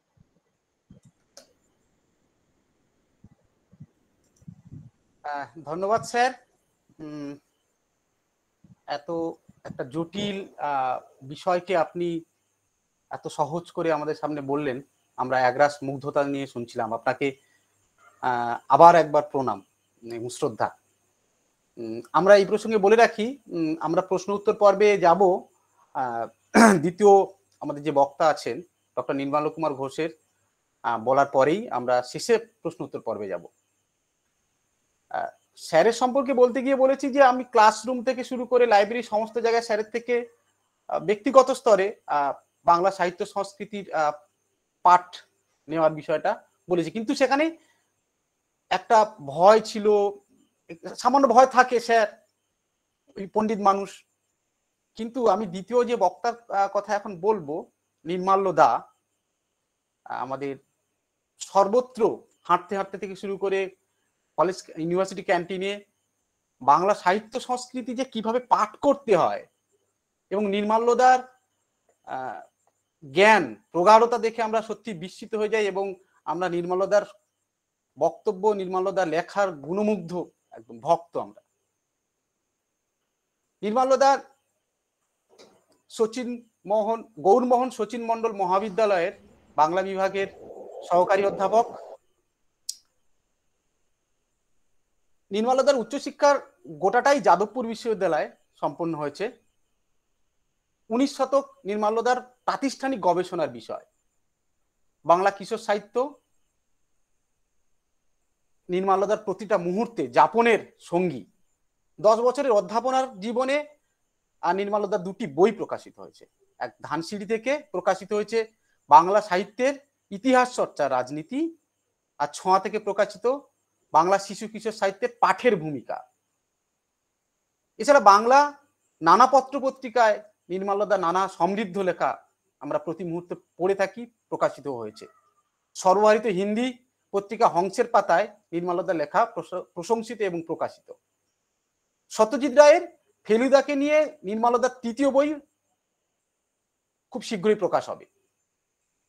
আমরা এতক্ষণ ধরে সত্যি খানিক উদ্গ্রীব হয়ে আছি, নির্মাল্যদার বক্তব্য শুনবো। নির্মাল্যদার বক্তব্যের বিষয় বিদ্যাসাগরের বর্ণ পরিচয়। ফলে নির্মাল্যদা, তোমাকে এবার বলার জন্য অনুরোধ করছি। উত্তমকে ধন্যবাদ।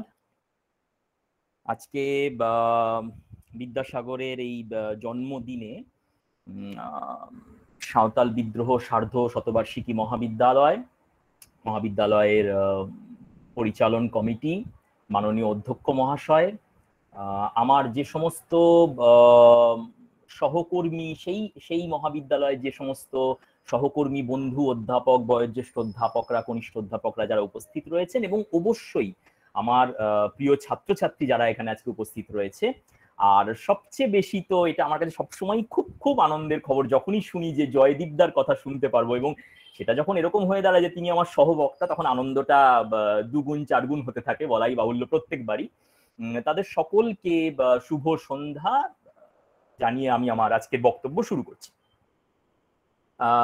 বক্তব্য বিষয় উত্তম বলে দিয়েছে। আমি বর্ণ পরিচয় নিয়ে কথা বলবো।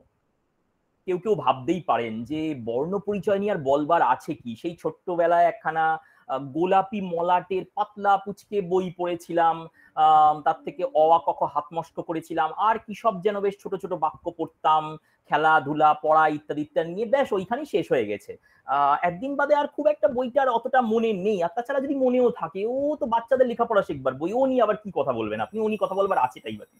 না না, সত্যি কথা, বর্ণ পরিচয় নিয়ে কি বা এমন কথা বলবার আছে। কিন্তু মজাটা কি জানেন তো? মজাটা হচ্ছে যে ধরুন আমরা এই মুহূর্তে যে প্রায় 50-60 মানুষ একসঙ্গে এই ভার্চুয়াল মুডে কথাবার্তা বলছি, একে অপরের কথা শুনছি, যদি আমাদের সকলকে জিজ্ঞাসা করা হয় যে এমন একটা বইয়ের নাম বলুন যেটা আপনারা সবাই পড়েছেন, আমার ধারণা এক্ষেত্রে ভোটে কিন্তু ফার্স্ট হবে বর্ণ পরিচয়।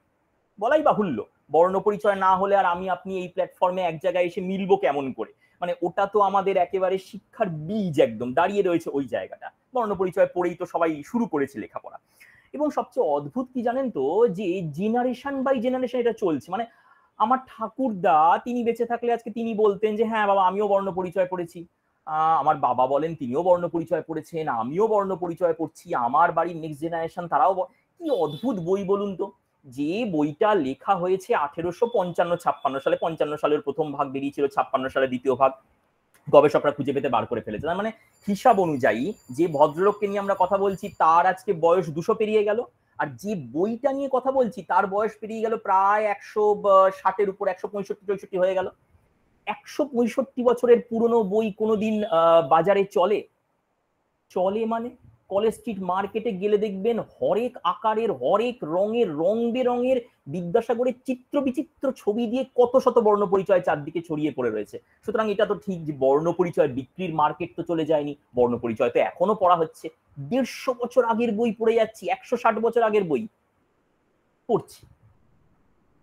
আমার প্রশ্ন না, আজকে বিদ্যাসাগরের এই আজকের এই বিশেষ দিনটায়, মানে তাকে তো আমি যে কোনো দিনেই স্মরণ করতে পারি, কিন্তু জন্মদিনের দিন আমরা একটু বিশেষভাবে তাকে স্মরণ করি, এটা নিয়ম যে কোনো বড় মাপের মানুষকেই। আজকে এই বিশেষ দিনটায় দাঁড়িয়ে এই যে জয়দীপটা একটু আগে বারবার বলছিলেন যে এই মানুষটাকে, জয়দীপদার কথার মধ্যে থেকে বারবার উঠে আসছিলেন, দেখবেন খেয়াল করে ছাত্রছাত্রীদের, বিশেষ করে ছাত্রীদের অ্যাড্রেস করে জয়দীপদা আজকে অনেকবারই কথাটা বলেছে যে 2021 সালে দাঁড়িয়েও এই মানুষটাকে মনে করবো কেন, কিসের জন্য? 1855 সালে বই লিখেছে এরকম তো দেখা যাবে বাংলায় আরো 50টা মানুষ আছে, সবাইকে তো মনে করছি না। তাহলে এই মানুষটাকে কেন মনে করব? ছাত্রীরা কেন বিশেষ করে এই মানুষটাকে মনে রাখবে, কেন শ্রদ্ধার আসনে রাখবে? তার তো কিছু কারণ আছে, সেটা কথায় প্রাসঙ্গিকতা আছে তো তার আজকের সেই বইটার, তার কাজের। আমার না জিজ্ঞাসা আজকে এইটা যে বর্ণ পরিচয় বইটার আর কোনো প্রাসঙ্গিকতা আছে, মানে এই বইটা আমি পড়াবো, এর পরের জেনারেশন গুলোকেও পড়াবো এই বইটা, বা যে আমরা যে পড়লাম এতে কোনো সমস্যা হলো না তো? বর্ণ পরিচয় বইটা কেন এই বইটা বিদ্যাসাগর এরকম ভাবে ভাবনা চিন্তা করে লিখেছিলেন? একটু খেয়াল করে দেখুন যে বছরটার কথা জয়দীপদার বক্তৃতায় বারবার উঠে আসছিল, যে বছর নাকি রাত জেগে জেগে তিনি পরাশর সংহিতার বই খুঁজে ফেলছেন, একদম তাই, কি অমানসিক পরিশ্রম করতেন ভদ্রলোক, আজকে আমরা কল্পনা করতে পারি না, মানে জীবনীগুলো পড়লে বোঝা যায় আক্ষরিক অর্থেই অমানসিক পরিশ্রম। লক্ষ্য করে দেখুন ওই 1855-56তেই কিন্তু বর্ণ পরিচয় প্রথম দ্বিতীয় ভাগ লেখা হচ্ছে। সুতরাং এই সব লড়াই ঝগড়া, মেয়েদেরকে বাঁচাও, তাদের জন্য স্কুল খোলো, এই যাবতীয় ভয়ঙ্কর কর্মকাণ্ড, তার মানে তো এমন নয় যে তিনি অফিস কাছারি ছেড়ে দিয়েছেন, তার পাশাপাশি তো তিনি আরো অন্য কাজ চলছে, তার নিজের ছাপাখানা রয়েছে, তার বই ছাপা হচ্ছে, অনেক রকম কাজ, অনেক রকম। তার মাঝখানে কিন্তু বাচ্চাদের জন্য এই বইটা তিনি লিখলেন। এখন দেখুন, আপনি যদি ভাবেন যে বাচ্চাদের জন্য বই লেখা মানে খুব অবহেলার বিষয়, ও তারা লিখে দিলেই হয়, হ্যাঁ, মানে আপনি নাও ভাবতে পারেন, কিন্তু বঙ্কিমচন্দ্র তো খানিকটা হলেও তেমনটা ভেবেছিলেন। এটা তো ঠিক যে বঙ্কিমচন্দ্রের বিদ্যাসাগর সম্পর্কে একটু কোনো বিষয়ে উষ্মা ছিল, তারপরে কখনো কখনো বঙ্কিমচন্দ্র বিদ্যাসাগর সম্পর্কে দু একটা কটাক্ষ করেছেন, যেটা না করলে ভালো করতেন, বঙ্কিমকে আরেকটু বেশি শ্রদ্ধা করতাম ওটার জন্য। সেই বঙ্কিমের একটা কটাক্ষ ছিল, বলেছিলেন যে he is only a primer maker. Vidyasagar ও তো শুধুমাত্র বাচ্চাদের বই লেখে, না ঠিক কথা, বিদ্যাসাগর বাচ্চাদের বই লেখেন, কিন্তু বাচ্চাদের বই লেখা তো খুব সহজ নয়, বাচ্চাদের বই লেখা ভীষণ কঠিন কাজ। তার কারণ বড়দের সঙ্গে আপনি সমানে সমানে কথাবার্তা বলতে পারেন, বড়দের সঙ্গে আপনি অনেক তাত্ত্বিক ভয়ঙ্কর কঠিন কথা, জটিল কথা ভাগ করে নিতে পারেন, বড়রা সব বুঝতে পারে, বাচ্চারা তো সব বোঝে না। তাহলে বাচ্চাদেরকে যখন বোঝাতে হবে তখন তাদের মতো করে খুব সহজ করে কঠিন কথাকে বোঝাতে হবে। তারা কি কি জিনিস বুঝতে পারে, কোন জিনিস তারা বুঝলে ভালো হয়, কোন জিনিস তারা বড় হলে বুঝবে, এখন চোখের আড়ালে থাকুক, এগুলো সব ভাবনা চিন্তা করে বাচ্চাদের জন্য বই লিখতে হয়। ধরুন বিদ্যাসাগর তো আর এই বিষয়ে প্রথম নন যিনি বাংলা প্রাইমার লিখলেন, এরকমটা নয় যে বিদ্যাসাগর লেখবার আগে আর বর্ণ পরিচয়ের কোনো বই ছিল না, আমরা বিদ্যাসাগরের কাছ থেকে প্রথম লেখালেখি শিখলাম, একদম নয়।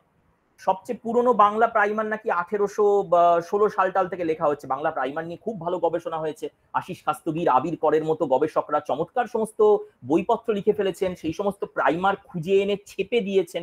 প্রাইমার মানে সেই সব বই যে বইগুলো একেবারে বাচ্চাদের লেখাপড়া শিখবার কাজে ব্যবহৃত হয়। আজকে সেই সব বই আমাদের হাতের কাছে আছে, আমার নিজের হাতের কাছে আমি অন্তত এরকম ছাপা বই 12-14টা ছাপা বই নিয়ে বসেছি, তার থেকে দু একটা অংশ আপনাদের পড়ে শোনাবো দরকার মতো। তাহলে বিদ্যাসাগরের আগে কিন্তু বই লেখা হয়েছে, বিদ্যাসাগর ক্লাসের ফার্স্ট বয় নন, অনেকটা পরে উনি বই লিখতে এসেছেন। 1855 মানে ততদিনে অন্তত পক্ষে হিসাব করলে দেখা যাবে যে প্রায় 10টা বই আছে বাজারে। তাহলে এই বইগুলো গেল কোথায়? বিদ্যাসাগরের বইটাই কেন টিকে রইল, আর বাকি বইগুলো কোথায় হারিয়ে গেল? সমস্ত হারিয়ে তো গেছে, বুঝতেই পারছেন, তার তো নামই আমরা জানি না। বিদ্যাসাগরের আগে লেখা হয়েছে ধরুন শিশু বোধক, শিশু সেবধি, শিশু শিক্ষার নামটাও কিছুটা এখনো হয়তো কারো কারো মনে আছে, বর্ণ পাদক, বালকদের প্রথম শিখিবার বহি, এরকম অজস্র বই লেখা হয়েছে, সব প্রাইমার। এমনকি সবচেয়ে মজার বিষয় হচ্ছে বিদ্যাসাগরের বইতে যে এমন কিছু নতুন জিনিস লেখা হয়েছিল তাও কিন্তু নয়। আজকে এই প্রাইমার গুলো হাতের কাছে আছে, আমার খুব সন্দেহ হচ্ছে যে দেখি তো বিদ্যাসাগর কি নতুন লিখেছিলেন, ও বাবা পাতা উল্টাতে গিয়ে দেখতে পাচ্ছি যে বিদ্যাসাগর তো এমন কিছু সবসময় নতুন জিনিস লেখেননি। ধরুন বাংলা প্রাইমারের একটা খুব সহজ জিনিস হচ্ছে যে বাচ্চাদের সামনে এটা দেখানো হবে যে কোন বাচ্চা ভালো আর কোন বাচ্চা খারাপ, দিয়ে বলা হবে যে বাবা তুমি ভালো বাচ্চার মতো হও, খারাপ বাচ্চার মতো হয়েও না। আচ্ছা এই ভালো বাচ্চাটা কি কি কারণে ভালো? এ লেখাপড়া করে ঠিক সময়ে, সকালবেলা ঘুম থেকে ওঠে, ঠিকঠাক মতো দাঁত মাজে, এ বনের পশু পাখিদের বিরক্ত করে না, এ সহপাঠীদের সঙ্গে দুষ্টুমি করে না, কাউকে গালাগাল দেয় না, পড়বার সময় পড়ে, খেলবার সময় খেলে, মা বাবার কথা শোনে, মাস্টারমশাইয়ের কথা শোনে। মনে পড়ছে আপনাদের বর্ণ পরিচয়ে এই কাজগুলো গোপাল বলে একটি ছেলে করতো? এটা হচ্ছে ভালো ছেলের খসড়া, এগুলো হলে পরে ভালো ছেলে বা মেয়ে হয়। আর উল্টো দিকে বুঝতেই পাচ্ছেন এর প্রত্যেকটার সঙ্গে না যোগ করে দিন তাহলে খারাপ। পড়ার সময় পড়ে না, খেলার সময় খেলে না, ভুলভাল সময় ভুলভাল কাজ করে, মা বাবার কথা শোনে না, মাস্টারমশাইয়ের কথা শোনে না, গালাগাল দেয়, রাস্তায় রাস্তায় খেলে বেড়ায়। এই যে খসড়াটা বিদ্যাসাগরের বইতে গোপাল এবং রাখাল, খুব খুব চেনা জানা খসড়া আমাদের, এই খসড়াটা কিন্তু বিদ্যাসাগরের নিজের নয়। বিদ্যাসাগরেরও প্রায় 20 বছর আগে থেকে আশিস খাস্তগিরের মতো গবেষকরা দেখিয়ে দিয়েছেন যে বাংলা প্রাইমার লেখা হচ্ছে তাতে করে কিন্তু এই গোপাল রাখাল আছে, অন্য অন্য নামে আছে, কোথাও কোথাও এমনকি গোপাল বা রাখাল নামেই হয়তো আছে, খারাপ ছেলের নাম রাখাল, ভালো ছেলের নাম গোপাল, এই নামেই আছে। ফলত নামগুলোও যে বিদ্যাসাগরের মৌলিক কিছু এমনও কিন্তু বলা চলবে না। তার ফলে বিদ্যাসাগর যে আগের প্রাইমার বই থেকে আলাদা কিছু লিখতে বসছিলেন এমনটা সবসময় কিন্তু নয়, আগের প্রাইমার বইগুলোতেও এই বিষয় ছিল। তাহলে তাহলে কি এমন লিখলেন বিদ্যাসাগর যার জন্য আজকে আমরা তাকে স্মরণ করছি, আজকে আমরা সেই আগের প্রাইমার গুলোকে নিয়ে আর এত কাটাছেড়া করছি না, আগ্রহী নই, অথচ বিদ্যাসাগরকে নিয়ে তার ওই বইটা যার বয়স কিনা 160 হতে চললো তাকে নিয়ে আজকেও কথাবার্তা বলতে হবে আমাদের? হ্যাঁ আছে, এই বইটার মধ্যে এমন কিছু কিছু বিষয় আছে যার জন্য আজকে ওই বইটা নিয়ে আমাদের কথা বলতে হবে। এই বইটা নিয়ে আজ নয়, আগামীকালও কথা বলতে হবে, পরশুও কথা বলতে হবে, সময় এগোতে থাকুক এই বইটার প্রাসঙ্গিকতা কমবে না। ভিন্ন ভিন্ন কারণ আছে কিন্তু কমবে না, অন্তত এইটুকুনি আমি অ্যাসিওর করতে চাই। কি কি কারণে? তাহলে কারণগুলো একটু বলুন আমাদেরকে, শুধু কারণ আছে বললে পরে কি মানবো নাকি? বেশ, এক এক করে একটু কারণগুলোর দিকে ফিরে তাকানো যাক। লক্ষ্য করে দেখবেন বাংলা প্রাইমার ওই যে বললাম না বাচ্চাদেরকে প্রচুর নীতি কথা শেখায়, এখন ছোটবেলা থেকে এটা নিয়ম, বড়দের নিয়মই হচ্ছে বড়রা এটা করবি না, ওটা কর, এটা করতে হয়, এটা বলতে নেই, ওটা বলতে হয়, এসব অনেক জিনিস শেখায়। কেন শেখায় না? আমাদের একটু সামাজিক সহবত শিক্ষা করতে হয়, কোন জায়গায় কোনটা করতে নেই, কোন জায়গায় কোনটা বলতে নেই, ইত্যাদি ইত্যাদি ইত্যাদি অনেক জিনিসপত্র আমাদেরকে শেখানো হয়। বাংলা প্রাইমার গুলোতে ওই জন্য অনুজ্ঞাসূচক বাক্য, এটা করো, ওটা করো না, এই টাইপের বাক্য প্রবল পরিমাণে থাকে। এটা ভাষাতাত্ত্বিকরা খেয়াল করেছেন, যারা বিদ্যাসাগরের প্রাইমার নিয়ে গবেষণা করেছেন, পবিত্রবাবুর মতো ভাষাতাত্ত্বিকও বিদ্যাসাগরের প্রাইমার নিয়ে কথা বলেছেন, তিনিও লক্ষ্য করেছেন যে বড্ড বেশি অনুজ্ঞা, এই করিস না, এই কর, এই করিস না, এই সারাক্ষণ চলছে, শুনতে শুনতে কান পচে যায়, এরকমটা অভিযোগটাও তারা করেছেন। হ্যাঁ ঠিক কথা, বিদ্যাসাগরের বইতেও এরকম প্রচুর প্রচুর আছে, কিন্তু একটা মজা আছে জানেন তো? মজাটা কি? এই ছোটদেরকে এই যে বলা যায় এটা করো না, ওটা করো, এটা করলে ভালো হবে, ওটা করলে খারাপ হবে, এই কথাগুলো কোনো নতুন নয়। এই কথাগুলো হয়তো 800 বছর আগের কোনো বাচ্চাকেও তার মা বাবা বলতো, আমাদের সময় বলছে, পরের কালেও বলবে, মা বাবারা চিরকালই বলবে, বড়রা চিরকালই বলবে, এটা খুব একটা নতুন কিছু নয়। কিন্তু বিদ্যাসাগরের আগে না এই বলাটার সঙ্গে একটা অন্য প্রসঙ্গ জড়িয়েছিল। কিরকম? তুমি বা এটা করবে না, কেন না? করলে পরে ঠাকুর পাপ দেবে। তুমি ওটা করো, কেন না? করলে পরে ওই যে আমি মরবার পর স্বর্গে গিয়ে ফল লাভ করব। একটু আগে জয়দীপদা শোনাচ্ছিলেন না আমাদের পুরনো শ্লোকের কথা, যে শরীরে যত কোটি লোম আছে তত বছর স্বর্গবাস। আমাদের ভালো মন্দ কাজগুলোর সঙ্গে না বড্ড বেশি ঠাকুর, দেবতা, স্বর্গ, নরক, পরলোক এইসব জড়িয়ে দেওয়া হতো। বিদ্যাসাগরের বর্ণ পরিচয় সেই প্রথম বই, তার আগের যে প্রাইমার গুলো আছে না, সেই প্রাইমার গুলোতেও কিন্তু এই লক্ষণটা আছে, আগের প্রাইমার গুলো এই লক্ষণের বাইরে নয়। যেমন ধরুন বিদ্যাসাগরের আগের একটা প্রাইমার, এই বইটার নাম ছিল শিশুবোধক, খুব পপুলার প্রাইমার ছিল, ভীষণ পপুলার। সেই আমলে বিদ্যাসাগর যখন জন্মেছেন সেই আমলে কিন্তু এই বইটা সবাই পড়তো। এখন এই শিশুবোধকে এরকম নীতি কথা অনেক ছিল, এটা করবে কিনা, ওটা করবে না, ইত্যাদি ইত্যাদি। কিন্তু মজাটা কোন জায়গায়? সেইখানে পরিষ্কার বলা থাকতো যে এটা করলে পরে তোমার অমুক নরকে যেতে হবে, এটা করলে তুমি অমুক স্বর্গবাস করবে। লক্ষ্য করে দেখুন, আপনি যা কিছু কাজ করছেন তার কৃতকর্মের ফল, তার রেজাল্টটা আপনি পাবেন পরলোকে, এই কারণে, ইত্যাদি ইত্যাদি ইত্যাদি। স্কুল বুক সোসাইটি একবার একটা বই বার করেছিল, তাতে বর্ণমালা বইটার নাম, প্রাইমার বই, তাতে লেখা ছিল, বাচ্চাদেরকে শেখানো হয়েছিল যে শোনো, কাউকে হিংসে করবে না। কেন হিংসে করলে কি হবে? না, হিংসে করলে তোমার নরক বাস অবধারিত। তুমি যদি পাশের বন্ধুকে হিংসে করো তাহলে তোমার কিন্তু নরকে ঠাঁই হবে। আচ্ছা বেশ, বুঝলাম। আর ওই স্কুল বুক সোসাইটির বইতেই লেখা ছিল যে যারা পাপ কাজ করে ঈশ্বর তাদের উপর খুব রেগে যান। তা রেগে যান তো যান, আমি কি করব? এখন তো রাখছেন না, এখন তো আমি বহাল তবিয়াতে আছি, মরার পরে হবে, তাই না? ঠিক আছে, মরার পরে হবে, আমি এখন তাহলে পাপ কাজ করে যাই আমার মতো করে, মরার পরে বুঝে নেব। এটা যদি কেউ বলে বসে। বিদ্যাসাগরের বর্ণপরিচয় সেই প্রথম বই যেখানে আমরা লক্ষ্য করতে পারি যে পাপ কাজ করা, খারাপ কাজ করা, এর সঙ্গে পারলৌকিক কোনো শাস্তির সম্পর্ক নেই। আপনি খারাপ কাজ করলে, আপনি চুরি করলে ভগবান আপনার হাত কেটে নেবে কিনা এসব কোথাও বলা নেই। আপনি চুরি করলে পরে নরকে যাবেন কিনা এসব কোথাও বলা নেই। বিদ্যাসাগর পরিষ্কার বলছে তুমি চুরি করবে না, চুরি করা খারাপ কাজ। যদি তুমি চুরি করো তোমার আশেপাশের মানুষেরা কেউ তোমাকে ভালোবাসবে না।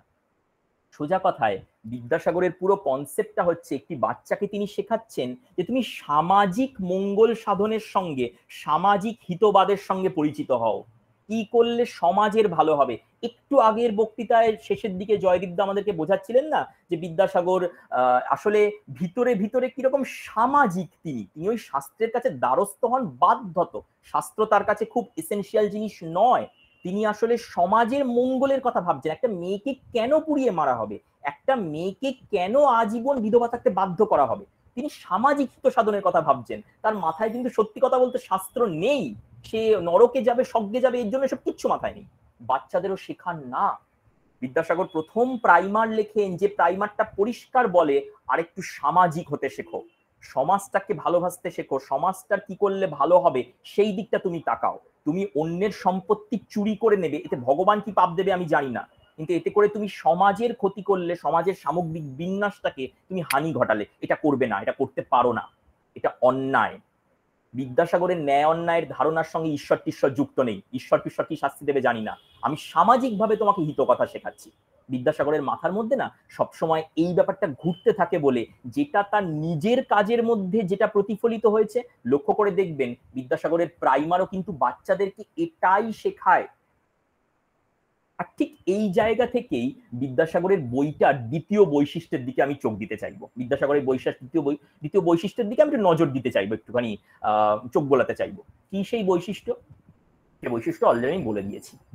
সেটা হচ্ছে যে বিদ্যাসাগরের এই প্রাইমারটি থেকে ঈশ্বর কার্যত অনুপস্থিত। স্বর্গ, নরক, পরলোক, ইহলোক, ঈশ্বর আছেন কি নেই আমার জানার দরকার নেই। বিদ্যাসাগরের ধর্মবিশ্বাস নিয়ে প্রচুর তর্ক বিতর্ক হয়, জানেন তো। ভদ্রলোকের ধর্মবিশ্বাস নিয়ে আমরা আজ অব্দি খুব কি বলবো, খুব সমস্যার মধ্যে রয়েছি। ভদ্রলোককে আমরা সবসময় ঠিক বুঝে উঠতেই পারিনি। ভদ্রলোকের এত বিচিত্র রকমের কাজকর্ম আছে। গলায় পৈতে ছিল, পৈতে সারা জীবন বহন করেছেন, চিঠি লিখতে বসলে মাথার উপরে শ্রী শ্রী হরি শরণম লিখতেন। অথচ বিদ্যাসাগরের যে সমস্ত ঘনিষ্ঠ বন্ধু বান্ধব চিনত, তাদের মধ্যে কৃষ্ণকমল ভট্টাচার্য বলেছিলেন যে বিদ্যাসাগর তো নাস্তিক, ঈশ্বর টিশ্বর বিশ্বাস করেন না।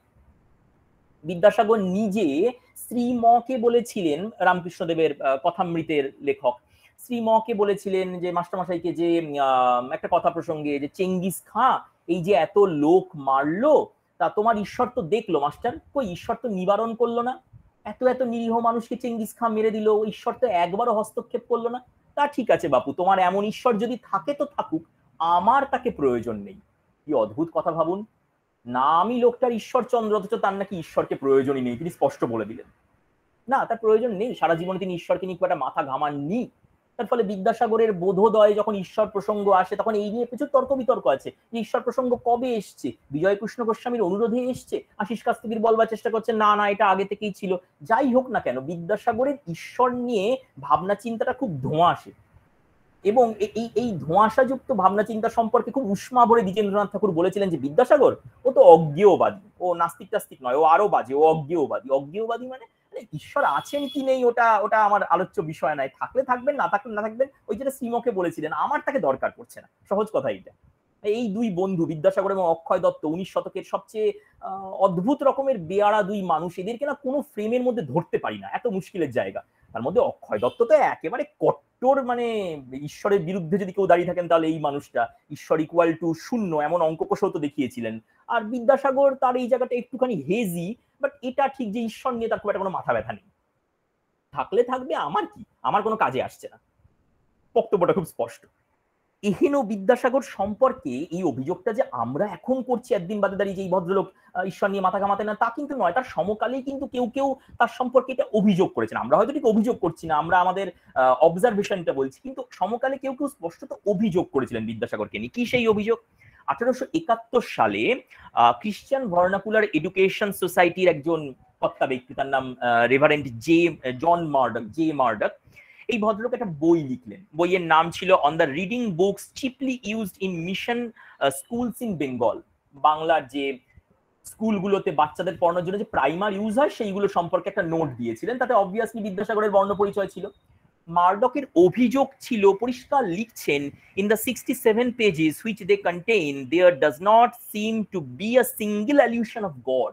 মার্ডক নিজে রেভারেন্ট, মানে বুঝতেই পাচ্ছেন খ্রিস্টানদের পুরোহিত মানুষ তিনি, তার তো গা একদম কসকস করছে। তিনি লিখছেন যে আরে কি মশাই, এ কেমন বই বাচ্চাদেরকে শেখানো হচ্ছে, 67 পৃষ্ঠার বই, তার মধ্যে সিঙ্গল ইলিউশন অফ গড নেই, একটা মানে পংক্তিতে ভগবানের নাম নেই, কি বাজে বই, এসব বই কেন বাচ্চাদের পড়ানো হবে? তিনি খ্রিস্টানদের পুরোহিত, তার তো খারাপ লাগবেই, গা কসকস করবেই তার। কিন্তু মজাটা কোথায় জানেন তো, যে একা তো তিনি নন, আরো কেউ কেউ কিন্তু সমকালে বিদ্যাসাগরকে অভিযুক্ত করেছেন যে এই কেমনতর বই। আচ্ছা, ওই যে বলছিলাম বিদ্যাসাগরের আগের বইগুলো, ওই আগের বইগুলো একটু পাতা উল্টে দেখুন। আজকে দেখবেন শিশু বোধকের মতো বই আছে, যে বই শুরুই হচ্ছে সরস্বতী বন্দনা দিয়ে। দেখবেন আগের বই, ধরা যাক বিদ্যাসাগরের ঠিক আগের বই হচ্ছে শিশু শিক্ষা, মদন মোহন তর্কালঙ্কার, বিদ্যাসাগরের নিজের বন্ধুর লেখা বই, এবং ভীষণ পপুলার বই। মদন মোহন তর্কালঙ্কারের বইয়ের একটি কবিতা তো আপনারা এখনো জানেন, অনেকগুলো কবিতাই হয়তো জানেন, তার মধ্যে দুটি কবিতা আমার মনে পড়ে যাচ্ছে। একটি হচ্ছে পাখি সব করে রব, রাতি পোহাইলো, কাননে কুসুম কলি সকলি ফুটিল, আপনারা জানেন। কিংবা এই যে বিখ্যাত পংক্তিটি যে লেখাপড়া করে, যে এই গাড়ি ঘোড়া চড়ে, সেগুলো তো মদন মোহনের বইতে ছিল। সুতরাং মদন মোহনের বই কিন্তু একটা সময় খুব খুব পপুলার বই ছিল।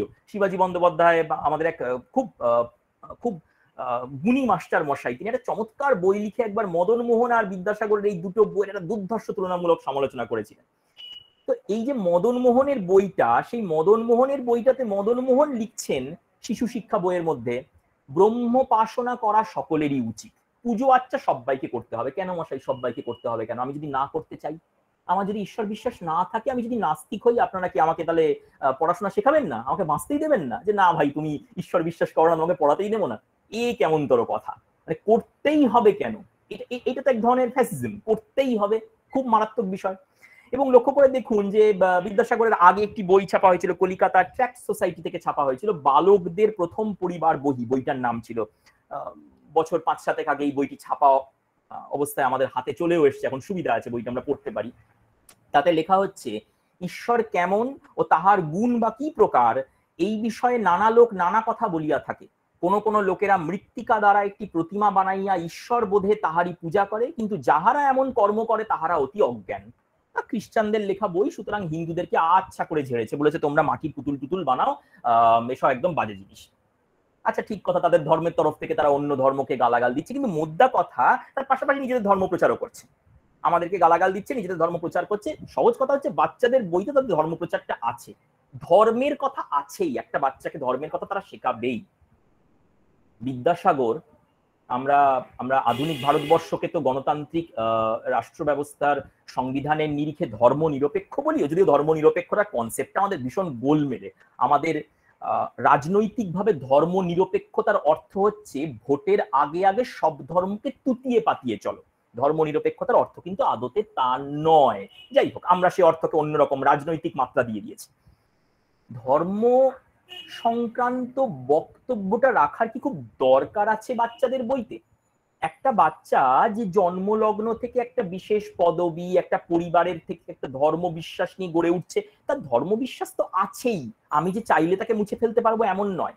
কিন্তু অন্তত পক্ষে শিক্ষা ক্ষেত্রে বিদ্যালয়ের 4 দেওয়ালের মধ্যে, যেখানে আমার কাছে সব রকম ধর্মের মানুষজন পড়তে আসবে, সেইখানে দাঁড়িয়ে কোনো একটা বিশেষ ধর্মের কথা, বা রেদার সব ধর্মের কেন, এমন মানুষও থাকতে পারে যার কোনো ধর্মে আস্থা নেই, যার ঈশ্বর বিশ্বাস নেই, যে নাস্তিক হবে, সেও পড়তে আসতে পারে।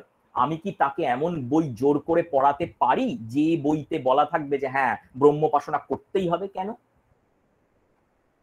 আর যাই হোক, একটা খুব সঠিক প্রাইমার ধর্ম নিয়ে কথা বলতে পারে না। বিদ্যাসাগরের বর্ণ পরিচয় আমাদের জানা প্রথম প্রাইমার, যা আসলে লিখছেন ঈশ্বরচন্দ্র, এবং তাতে অনুপস্থিত স্বয়ং ঈশ্বর। ঈশ্বর নেই ঈশ্বরচন্দ্রের, আর যাই হোক অন্ততপক্ষে শিক্ষা ব্যবস্থা ঈশ্বরকে ঢোকাবার কোনো মতলব ছিল না, না নয়। তার ফলে 2021 সালে দাঁড়িয়ে না আমার এখন খুব মজা লাগে। আমার বারবার মনে হয় যে আজকের যে ভারতবর্ষকে প্রতিনিয়ত আমরা দেখছি, যে ভারতবর্ষের কোনো কোনো ছবি আমাদেরকে খুব ব্যথিত করে, সেই ছবির মুখোমুখি দাঁড়িয়ে আমাদের মনে হয় যে এই ভারতবর্ষ আর যাই হোক বিদ্যাসাগরকে ডিজার্ভ করে না। এই ভারতবর্ষ, কিংবা শুধু ভারতবর্ষ কেন, গোটা পৃথিবী জুড়ে তাকিয়ে দেখুন, 2021-এও আমাদের সবচেয়ে প্রাইমারি, সবচেয়ে এসেনশিয়াল আলোচ্য বিষয় ধর্ম, তার হানাহানি, মারামারি, লড়াই। সেইখানে দাঁড়িয়ে না আমার ঠিক পেছন দিকে 200 বছর আগে জন্মানো এই মানুষটার দিকে তাকিয়ে মনে হয় যে আচ্ছা, আধুনিকতার সংজ্ঞা কি বলুন তো? মানে কে আধুনিক? 1855-তেই বইটা যে লিখছে যে সে আধুনিক, নাকি 2021-এ আমি যে দাঁড়িয়ে রয়েছে আমি এর থেকে বেশি আধুনিক? আধুনিকতা তো সময় নিয়ে নয়, আধুনিকতা মর্জি নিয়ে। রবীন্দ্রনাথ তো বলেই গেছেন আমাদের। সেই মর্জির দিক থেকে দেখলে বিশ্বাস করুন 2021 সালের ভারতবর্ষের বহু মানুষের, অন্তত পক্ষে 50%-এর বেশি মানুষের তুলনায় অনেক বেশি আধুনিক মানুষটির নাম ঈশ্বরচন্দ্র শর্মা। অনেক বেশি আধুনিক। ধর্ম নিয়ে তার মাথা ব্যথাই নেই। তুমি তোমার মতো ধর্ম পালন করবে কিনা সেই নিয়ে তুমি মাথা ব্যথা করছেন না, কিন্তু অন্তত পক্ষে তোমার বাচ্চাকে আমি যখন শেখাতে বসবো, পড়াশোনা শেখাতে বসবো, তাকে আমি প্রথমেই মনুষ্য সৃষ্ট ধর্ম সম্পর্কে ওয়াকিবহাল করতে রাজি নই। ওটা তুমি তোমার মতো করে যদি শিখতে চাও শিখতে পারো, না শিখতে চাও ঝেড়ে ফেলো, চাইলে পরে বিদ্যাসাগরের মতো হয়ে যাও, যে থাকে থাকুন, আমার দরকার পড়ছে না। কিন্তু আমি অন্তত আমার বাচ্চাদের শেখাবো না। ধর্ম পরিচয়হীন প্রাইমার লেখা, বিশ্বাস করুন, অতীব কঠিন কাজ। অতীব, চেষ্টা করে দেখুন, খুব খুব কঠিন কাজ। বুঝতে পারবেন বিদ্যাসাগর কেন আমি ওই 160 বছর বাদেও ওই বইটাকে আঁকড়ে ধরে থাকছি। এ তো গেল ধর্ম। আর আবারও আজকের ভারতবর্ষের দিকে তাকাই। আজকের ভারতবর্ষের অন্যতম সমস্যার জায়গা কি জানেন? শুধু ধর্ম নয়, কিন্তু ধর্মের সঙ্গেই আমাদের আরেকটি জিনিস প্রবলভাবে জড়িত হয়ে থাকে। আমাদের অন্তত ভারতবর্ষের সমাজ ব্যবস্থার ক্ষেত্রে, বিশেষ করে যে সমাজ ব্যবস্থা, একটু আগে জয়দীপদা বলছিলেন মনু বলে একজনের কথা, এই মনুর দ্বারা যে সমাজ ব্যবস্থা ভিতরে ভিতরে এখনো প্রবল পরিমাণে নিয়ন্ত্রিত, সেই সমাজ ব্যবস্থায় ধর্ম এবং তার সঙ্গে ততোধিক হয়তো গুরুত্বপূর্ণ হচ্ছে জাত। শিবরাম চক্রবর্তী খুব মজা করে বলেছিলেন না, যে যেখানে জাতি সেখানে বজ্জাতি। হ্যাঁ, জাতের নামে বজ্জাতিটা আজ অব্দি ভারতবর্ষে বহাল তবিয়াতে রয়েছে। কখনো কখনো তার এমন সমস্ত নৃশংস উদাহরণ আমরা শুনি যে ঠিক চমকে উঠে মনে হয় যে ছোটবেলায় থেকে শুনে এসেছিলাম যে মানুষ নাকি ভীষণ বুদ্ধিমান প্রাণী, মানুষ নাকি ভীষণ, ইনফ্যাক্ট মানুষের স্বভাবকেই নাকি মানবিক বলা হয়। আমার কখনো কখনো সন্দেহ জাগে, মানুষের স্বভাবকে যদি মানবিক বলে তাহলে পাশবিকের অর্থ কি? পশুর স্বভাব। কিন্তু মুশকিল হচ্ছে জাতের নামে যে সমস্ত ঘটনা ভারতবর্ষে শুনি, যে কোনো এক ছোট্ট বাচ্চা নাকি একটা বিশেষ জাতের রাস্তা দিয়ে হেঁটে গেছে বলে তার গায়ে একরাশ গরম জল ঢেলে দেওয়া হয়েছে, বাচ্চাটা ছটপট করতে করতে পুরো শরীরটা পুড়ে গেছে। তখন তোমার মনে হয় ভাই মানবিক পাশবিক শব্দগুলো না এবার একটু নতুন করে বিবেচনা করা উচিত। 2021-এ দাঁড়িয়ে প্লিজ পশুরা কথা বলতে পারে না বলে ওদেরকে গালাগাল দেবেন না, পাশবিক বলবেন না। আর মানবিকের মানুষের আচরণটাকে প্লিজ মানবিক বলবেন না, ওটা আজকাল খুব গা কসকস করে মানবিক শুনলে পরে। আর সেইখানে দাঁড়িয়ে না আবার বিদ্যাসাগরের বর্ণ পরিচয়ের কাছে ফিরতে ইচ্ছা করে। বিদ্যাসাগরের আগে যে বইগুলো, যার সঙ্গে বিদ্যাসাগরের বইয়ের অনেকটা মিল আছে, এমনকি আবির কর এমনও দেখিয়েছেন যে বিদ্যাসাগরের আগের কোনো কোনো বইয়ের পংক্তি সরাসরি বিদ্যাসাগরের বইয়ের মধ্যে উঠে এসছে। বিদ্যাসাগর নতুন কিছু লেখেননি। সেই বিদ্যাসাগর কি করেছিলেন জানেন? সেই বিদ্যাসাগর তার বইটার মধ্যে, মানে সবসময় বইতে উপস্থিতি কাম্য নয়, কখনো কখনো অনুপস্থিতিও অনেক কথা বলে। বিদ্যাসাগরের বইতে ঈশ্বর নেই, এটাই খুব গুরুত্বপূর্ণ। ঠিক দ্বিতীয় গুরুত্বপূর্ণ বিষয়, বিদ্যাসাগরের বইতে জাত নেই। আপনারা বলবেন যে তার মানে কি অন্য বইতে জাত ছিল নাকি? ওই যে আমি বলছিলাম আজকাল খুব সুবিধা হয়েছে, সব বই ছেপে হাতের কাছে চলে এসছে, এখন চাইলে পরেই আমি সেই সব বই পড়তে পাচ্ছি। সেই সব বই পড়তে গেলে না এখন চক্ষু ছানা বড়া হয়ে যায়। 1840 সালে বেরিয়েছিল শিশু সেবধি, তাতে বাচ্চাদের জন্য একদম কলাম করে বলে দেওয়া হয়েছে ব্রাহ্মণের টাইটেল এই ভট্টাচার্য, মুখোপাধ্যায়, চ্যাটার্জি, ইত্যাদি ইত্যাদি ইত্যাদি। তারপরে হচ্ছে নবশাকের এই টাইটেল, তারপরে এই টাইটেল। বাচ্চাদেরকে জাত ব্যবস্থা শেখানো হতো। কারণ ওই জাত ব্যবস্থার মধ্যে আমরা বড় হয়ে উঠছি, সুতরাং ওই জাত ব্যবস্থাটা তোমরা মাথায় গেঁথে রাখো যে এই এই এই ব্যাপার স্যাপার আছে আমাদের জাত ব্যবস্থায়। বঙ্কিমচন্দ্র, এই যে বঙ্কিমচন্দ্রের কথা বলছিলাম, যে বিদ্যাসাগরকে একটুখানি তাচ্ছিল্য করেছিলেন, বলেছিলেন অনলি প্রাইমার, এই বঙ্কিমচন্দ্র একবার একটা প্রাইমার লিখেছিলেন জানেন তো। বঙ্কিমচন্দ্রের সেই প্রাইমারটি ছাপা হয়নি, কি কারণবশত ছাপা হয়নি তা আমি উদ্ধার করতে পারিনি, কিন্তু প্রাইমারটা লেখা হয়েছিল সেটা ঠিক, সেটা তার রচনাবলী দ্বিতীয় খণ্ডের মধ্যে সাহিত্য সংসদ যেটা বার করে তার মধ্যে শেষ দিকে দেখবেন ঘাপটি মেরে লুকিয়ে বসে আছে এই প্রাইমারটা। ছোট্ট পাতলা বই, সহজ রচনা শিক্ষা বইটার নাম, খুলে দেখবেন বইটা আমার হিসাব অনুসারে 1883-84 নাগাদ বইটা সম্ভবত লেখা হয়েছিল। সেই প্রাইমারে বঙ্কিমচন্দ্র লিখছেন যে চিঠিপত্র কেমন করে লিখবে। সেখানে লিখতে গিয়ে বঙ্কিম বলছেন যে শুনুন, চিঠি লিখতে গেলে আপনি যদি শূদ্র হন তাহলে ব্রাহ্মণকে প্রণাম পাঠ লিখবেন, আপনি যদি ব্রাহ্মণ হন তাহলে শূদ্রকে আপনি আশীর্বাদ পাঠ লিখবেন, তবে আজকাল আর সব শূদ্র এইসব মানে না। হ্যাঁ, এই কথাটা আমি বলছি না, বঙ্কিম বলছেন। লাইনটাই হচ্ছে আজিকালি সব শূদ্র ইহা মানে না। বঙ্কিমের একটু নাককচকানি অস্বস্তিটা বুঝতে পারছেন তো। চট্টোপাধ্যায় ব্রাহ্মণ, তার খুব অস্বস্তি হচ্ছে যে আজকাল শূদ্রগুলো না কেমন হয়ে গেছে। এতকাল মনু যেমন বলেছিল যে বাবা নিচের তলায় থাকবি টাকবি, ছিল ভালো, এই আজকাল কেমন হয়ে যাচ্ছে, তারা ব্রাহ্মণকে ঠিক সম্মান টম্মান দেখাচ্ছে না। মনে রাখতে হবে ছোটদের জন্য কিন্তু বইটা লিখছেন বঙ্কিমচন্দ্র, বাচ্চাদের জন্য লিখছেন, এটা তার প্রাইমার। সেই প্রাইমারে কিন্তু জাতির থাকবন্দি ব্যবস্থাকে তিনি স্পষ্টত সমর্থন করছেন, খুব স্পষ্টত। ইনফ্যাক্ট বঙ্কিমচন্দ্র নিজের কোথাও কোথাও আচরণ আচরণের মধ্যেও এটা ছিল, বঙ্কিম স্পষ্ট স্বীকার করেই গেছেন। তার চট্টোপাধ্যায় ব্রাহ্মণত্ব কিন্তু খুব সেদিক থেকে তিনি ব্রাহ্মণত্বে গড়িয়ে আনছিলেন। বাংলা প্রাইমার যা চিরকালই এই জাত ব্যবস্থাকে ঘুরিয়ে ফিরিয়ে কোনো না কোনোভাবে উদযাপন করে এসছে, এই যে তুলো পণ্ডিত, এই ঈশ্বরচন্দ্র বিদ্যাসাগর সংস্কৃতজ্ঞ পণ্ডিত, ব্রাহ্মণ পণ্ডিত, এর কাছ থেকে আপনি কি আলাদা এক্সপেক্ট করেন? এক্সপেক্ট করেন না এই লোকটাও এই একই রকম কাজ করবে? কিন্তু কি মুশকিল বলুন তো, এই লোকটা না সব দিক থেকে, ওই যে একটু আগে বললাম, আর কোনো শব্দ নেই আমার কাছে, বেয়ারা, মিলছে না, কিচ্ছুর সঙ্গে মেলে না। এর এর ঠাকুরদা নাকি একে বলতেন এড়ে বাছুর বলে, বড্ড জেদ, ঘাড় গোছ করে বসে থাকে, এখানেও ঘাড় গোছ করে বসে আছে, কোনো জাতের কথাই নেই। অথচ এই বিদ্যাসাগরের বন্ধু মদন মোহন তর্কালঙ্কার ঠিক তার আগে যে বইটি লিখেছেন শিশু শিক্ষা, সেই শিশু শিক্ষা শুরু হচ্ছে এই দিয়ে যে একজনকে জিজ্ঞাসা করা হচ্ছে, ছাত্রকে একজন জিজ্ঞাসা করছে তুমি কোন জাত, ছাত্র বলছে আমি ব্রাহ্মণ, এই দিয়ে বইটা শুরু হয়। ঠিক আছে, মদন মোহন ব্রাহ্মণ, বঙ্কিমচন্দ্র ব্রাহ্মণ, তাদের মধ্যে এইগুলো রয়েছে, কি আর করতে পারি মশাই, আছে আছে, তাদের সময়কালে এই ব্যাপারটা ছিল, তারা নিয়ে এসছেন বইয়ের মধ্যে। বিদ্যাসাগরও তো থাকতে পারতো, তিনিও তো ব্রাহ্মণ, একদম অন্য রকমের ব্রাহ্মণ, যে ব্রাহ্মণকে তার বাবা পৈতে হওয়ার কয়েকদিন পরে সন্দেহ হওয়াতে নাকি ডেকে জিজ্ঞাসা করেন যে বল দেখি ত্রিসন্ধ্যা গায়ত্রী করছিস, বল মন্ত্র বল, এবং সে ব্রাহ্মণ নাকি চুপ করে দাঁড়িয়ে থাকে, মন্ত্র বলতে পারে না। এই কেমন তোর ব্রাহ্মণ বলুন দেখিনি, ত্রিসন্ধ্যা গায়ত্রী করে না? ওই যে বললাম, ঈশ্বর থাকে থাকুক, ধর্ম তাকে থাকুক, আমার মাথা ব্যথা নেই। এই সেই ঈশ্বরচন্দ্র বিদ্যাসাগর যার বইতে জাত ব্যবস্থা নেই, এই সেই ঈশ্বরচন্দ্র বিদ্যাসাগর যিনি সংস্কৃত কলেজের অধ্যক্ষ হিসাবে এই যুগান্তকারী ঘটনাটা ঘটিয়ে দেন যে তার সংস্কৃত কলেজে যেখানে ব্রাহ্মণ ছাড়া আর কারো পড়বার অধিকার ছিল না, সেইখানে তিনি সংস্কৃত কলেজের দ্বার খুলে দেন অপরাপর সকল শূদ্রের জন্য, অন্তত খুলে দিতে চেয়েছিলেন। স্বাভাবিকভাবেই রে রে তেরে করে উঠলেন সমাজপতিরা, শিক্ষা জগতের ওপর তলার লোকেরাও বললো না না এতটা করাটা ঠিক হবে না পণ্ডিত, আচ্ছা কানা মামা ভালো। বিদ্যাসাগর বললেন ঠিক আছে, তাহলে আপাতত মেনে নিচ্ছি, ব্রাহ্মণ ছাড়া কায়স্থরা অন্তত করুক। মাথায় রাখতে হবে মনুর হিসাব অনুসারে কিন্তু কায়স্থ হোক আর যাই হোক বাপু, সবাই শূদ্র, ডেফিনেটলি শূদ্র, আমি ব্রাহ্মণ নই মানেই আমি শূদ্র। সংস্কৃত কলেজের দরজাটা খুলে দেওয়া হলো কায়স্থদের জন্য। বিদ্যাসাগরের ইংরেজি চিঠিপত্র দেখলে দেখবেন বিদ্যাসাগর কিন্তু তার নিচের মানুষদের জন্য, থাকবন্দি অবস্থায় তারও নিচে যারা রয়েছে বৈশ্য বা শূদ্র, তাদের জন্য দরজা খুলতে কোনো আপত্তি ছিল না। সমকালের আপত্তিতে, পরিচালন সমিতির আপত্তিতে তিনি করতে পারেননি। তখন ওই নিমরাজি হয়ে বলেছিলেন যে ঠিক আছে, নেই মামার থেকে কানা মামা ভালো, চলো অন্তত কায়স্থদের ঢুকতে দাও।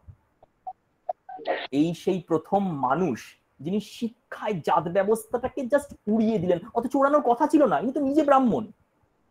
কি অদ্ভুত লোক। এবং যেটা শোনা যায়, বিদ্যাসাগর কোন কোন জীবনীতে আছে, সবচেয়ে সহজ প্যাপিরাসের যে শঙ্খবাবুর লেখা, আমাদের সদ্য প্রয়াত মাস্টারমশাই শঙ্খবাবুর লেখা একটা বিদ্যাসাগরের একটা ছোট্ট চটি জীবনী আছে, ভীষণ সুখপাঠ্য, শঙ্খবাবুর অন্যান্য বহু লেখার মতোই ভীষণই সুখপাঠ্য। তাতে শঙ্খবাবু লিখছেন খুব সুন্দর করে যে বিদ্যাসাগরের কাছে পণ্ডিতরা গিয়ে আপত্তি করলেন যে পণ্ডিতে তুমি কি করছো, সংস্কৃত শিক্ষা ব্রাহ্মণ ছাড়া বাকিরা শিখবে কেন? আর বিশেষ করে শূদ্র পড়বে সংস্কৃত? রামচন্দ্র, এই আবার হয় নাকি?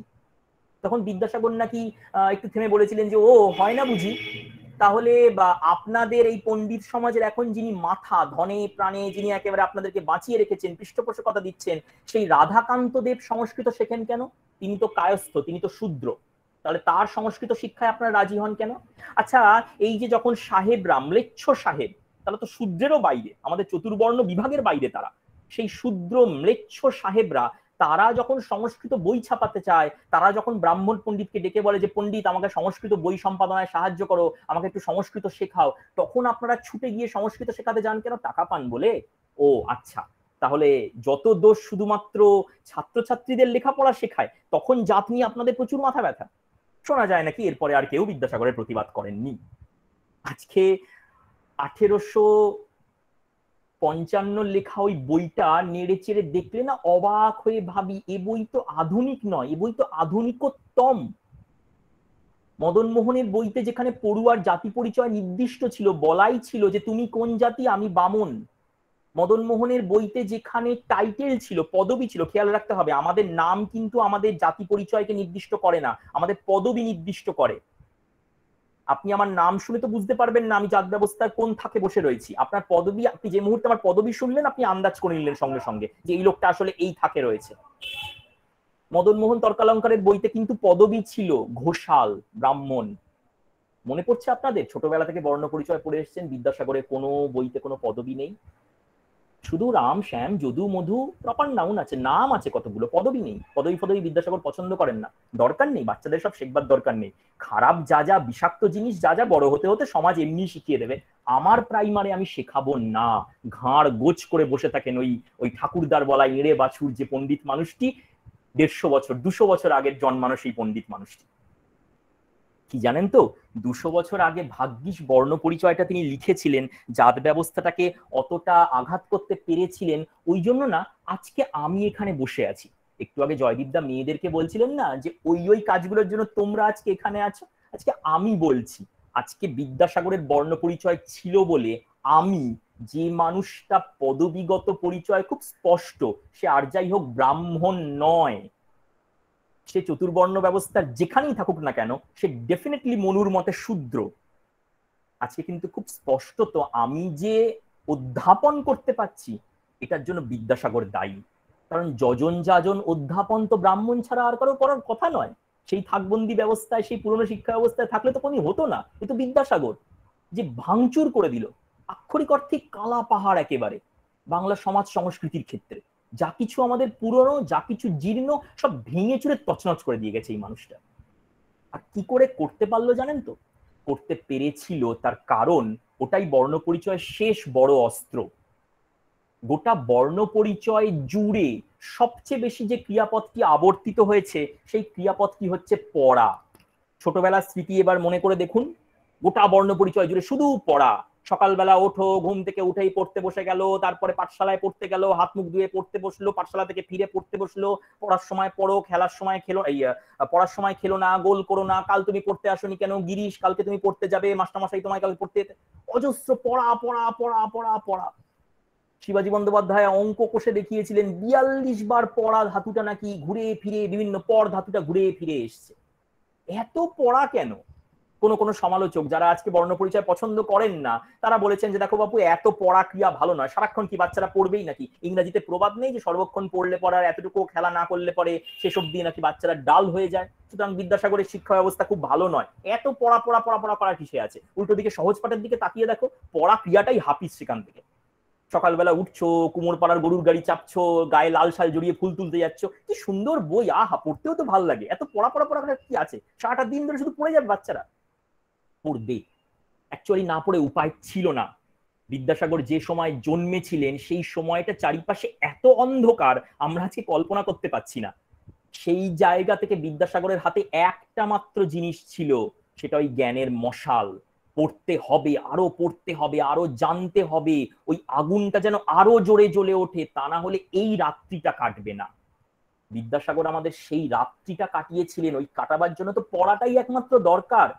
না পড়লে পরে ধাপে ধাপে ধাপে ধাপে ওই মেদিনীপুরের প্রত্যন্ত বীরসিংহ গ্রামের ছেলেটা কি করে সংস্কৃত কলেজের কি করে ফোর্ট উইলিয়ামে অধ্যাপনা করতেন, কি করে সংস্কৃত কলেজের অধ্যক্ষ হতেন, কি করে মডেল স্কুল প্রতিষ্ঠা করতেন, কি করে মেট্রোপলিটন স্কুল প্রতিষ্ঠা করতেন, কি করে সংস্কৃত যন্ত্র প্রতিষ্ঠা করতেন, কি করে এত বই লিখতেন, কি করে গোটা সমাজকে বদলে দিতেন, সেটা তো করতে পেরেছিলেন তার ওই পড়ার জোরটা ছিল বলে। পড়ার জোরটা ছিল বলেই না যে মানুষগুলো বলছিল যে হ্যাঁ হ্যাঁ বিধবাদের বিধবা থাকাই উচিত, তাদের এগেনস্টে তিনি বইপত্র পড়েই তো বইপত্র থেকে খুঁজে আনতে পারলেন ওই শ্লোকটা। তার সঙ্গে তার কাণ্ডজ্ঞান কোথায় ছিল সেটা তো জয়দীপ অসামান্যভাবে বুঝিয়ে দিয়েছে, কি ট্যাকটিস, কি প্রয়োগ তার। কিন্তু পড়তে তো হবে রে বাবা। লড়াই করতে গেলে যেই সামনের লোকটা এসে বললো যে এই এই এই তোমরা পড়বে না, তোমাদের জাত এরকম, তোমরা পড়বে না, তাকে তো ঘুরে দাঁড়িয়ে আমাকে বলতে হবে যে না এটা আটকায় না, তার জন্য তো পড়াশোনা দরকার। জ্ঞানের আলোটা না থাকলে পরে ওটা হবে না। ওই জন্য না সময়ের দাবি ছিল, বিদ্যাসাগর পড়া ক্রিয়াটার উপরে এত জোর দিয়েছিলেন। আজকে নিশ্চয়ই হয়তো আমি এটা বলবো না যে সবসময় পড়ো, নিশ্চয়ই তা নয়, আমি এরকম কথা কখনো বলছি না, কিন্তু এটা ঠিক যে পড়া ক্রিয়াটার যে প্রায়োগিক দিকটা সেটাও কিন্তু আমি অস্বীকার করতে পারবো না। বর্ণপরিচয়কে আজকে যখন 160 বছর বাদ ফিরিয়ে পড়তে যাই তখন এই প্রশ্ন দিয়ে আরম্ভ করেছিলাম না যে আজকে পড়বো কেন বইটা, বা ভবিষ্যতেও কি আমি আমার পরবর্তী জেনারেশনকে বইটা পড়তে দেব। ভাষাবিজ্ঞানীরা অনেক কথা বলেন, ভাষাবিজ্ঞানীরা বলেন বর্ণপরিচয় খুব ভালো বই নয়, এতে অনেক অচেনা শব্দ আছে, পড়া ক্রিয়ার বাহুল্য আছে, আরো অনেক অনেক সমস্যা আছে। আমি ভাষাবিজ্ঞানীদেরকে সরিয়েই রাখছি, প্রণাম করেই সরিয়ে রাখছি, যে ঠিক কথা, কিন্তু মাথায় রাখতে হবে আপনারা ভাষাবিজ্ঞান নিয়ে গবেষণাটা পরে করেছেন, ছোটবেলায় বর্ণপরিচয় পড়ে পড়াশোনা শিখেছিলেন, এই নিয়ে আমারও কোনো ডাউট নেই। আজকে তাদেরকে প্রণাম করেই বলি যে ভাই আমি কিন্তু বিদ্যাসাগরের বর্ণপরিচয় পরবর্তী সংস্করণটা পরবর্তী আমাদের জেনারেশনকে পড়াবো, অবশ্যই পড়াবো। আমি যদি মনে করি যে ঈশ্বর থাকে থাকুন আমার মাথা ব্যথা নেই, আমি যদি মনে করি যে আমি তথাকথিত মনুমান্য থাকবন্দি জাত ব্যবস্থাতে খুব সহজে নিঃশ্বাস নিতে পারছি না, তাহলে আমি নিশ্চয়ই পড়াবো। আজকে ওই মানুষটার 200 বছর বয়স পেরিয়ে গেল, কিন্তু এটা তো ঠিক যে আরো 200 বছর মানুষটা এভাবেই প্রাসঙ্গিক থাকবে। তার কারণ দুর্ভাগ্যজনক হলেও আমি না ভারতবর্ষের সবসময়ই খুব আদর্শ কিছু, সবসময় খুব আধুনিক কিছু, খুব এগিয়ে যাওয়ার পথে দেশটা চলছে এমন তো সবসময় দেখতে পারি না। কখনো কখনো কোনো কোনো ছবি আমাকে অত্যন্ত আহত করে, কখনো কখনো মনে হয় বাহ দেশটা এগোচ্ছে কোনো কোনো খবরে, কখনো কখনো মনে হয় ইস দেশটা এই খবরটা এত পিছিয়ে গেল হঠাৎ করে। আর যখনই এই কথাটা মনে হয় না তখনই বারবার আমি ওই বর্ণপরিচয়টা খুলে বসি, মনে হয় যে ইস যে মানুষগুলো এই কাজটার সঙ্গে জড়িত, যদি এরকমটা হতো যে ছোটবেলা তাদেরকে একটু বর্ণপরিচয় পড়ানো হতো তাহলে বোধহয় তারা এরকমটা হতো না। আমি অন্তত পক্ষে আগামী আরো 200 বছরের জন্য বিদ্যাসাগর এইভাবেই প্রাসঙ্গিক থাকবেন, এটা আজকে ভবিষ্যৎবাণী করে যেতে চাই। বাকিটা তো অবশ্যই আপনাদের চিন্তা ভাবনার উপরে ছাড়ছি, আপনাদের হাতে ছাড়ছি। আমি আমার নির্ধারিত সময় পেরিয়ে গেছি, সকলকে অসংখ্য ধন্যবাদ, নমস্কার।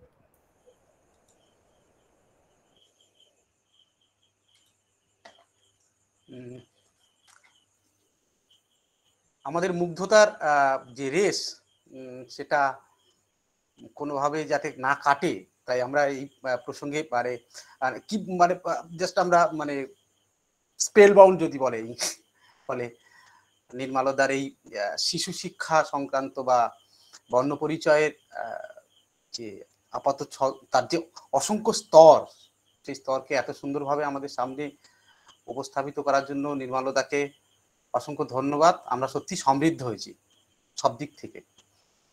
এইবার কিছু প্রশ্নোত্তর পর্বে আমরা যাব।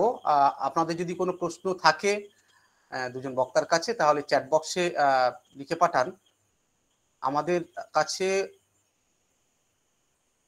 এমনিতেই একটি প্রশ্ন এসেছে আমাদের কৃষ্ণপ্রসাদ দাস অধিকারী মহাশয়, উনি জয়দীপ স্যারের কাছে লিখেছেন, একটা প্রশ্ন রেখেছেন, আমি সেই প্রশ্নটা পড়ে শোনাচ্ছি।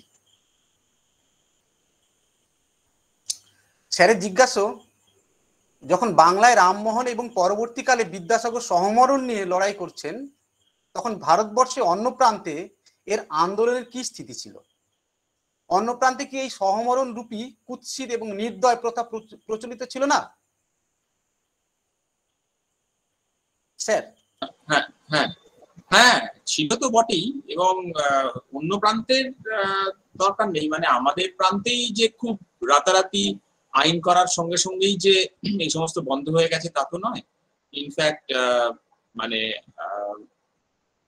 স্বাধীন ভারতবর্ষেও দীর্ঘকাল বিভিন্ন জায়গায় রাজস্থান এবং অন্যত্র হরিয়ানায় এই সতী প্র্যাকটিস হয়েছে, এবং সতী মাহাত্ম্য বিশেষ করে সে তো আজও পর্যন্ত বহাল আছে, বিভিন্ন সতী মন্দির আছে।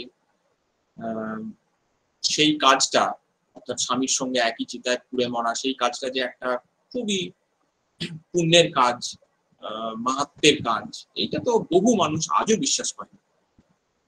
ফলে একদমই তাই, একদমই স্যার আপনার সঙ্গে সহমত যে অন্য প্রান্তে তো এসব ছিল এবং দীর্ঘদিন স্বাধীন ভারতবর্ষেও ছিল। তবে ওই আর কি, যে শুরুটা তো কাউকে করতে হতো। সেখানেই রাতারাতি যে 1833 বা 1818, 19 সবকিছু ঠিক হয়ে গেছে তা নয়, কিন্তু শুরুটা করে দিয়ে গেছে রামমোহন, এরপর ইতিহাসের কাছে তিনি ছেড়ে দিয়ে গেছেন। এইটাই হচ্ছে ব্যাপার।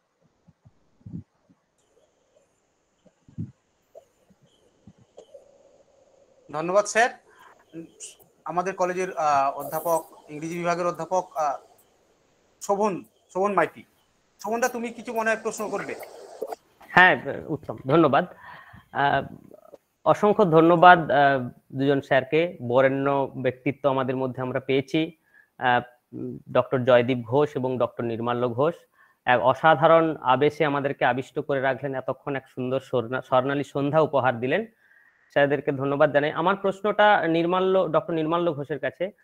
স্যার, এই যে বর্ণ পরিচয় আমরা দেখলাম, বর্ণ পরিচয় যেটা বিশেষত্ব সেটা হচ্ছে বিদ্যাসাগর মশাই সম্পূর্ণভাবে ধর্ম এবং জাতিকে তার বর্ণ পরিচয় থেকে বর্জিত রেখেছেন, এক্সক্লুড করেছেন।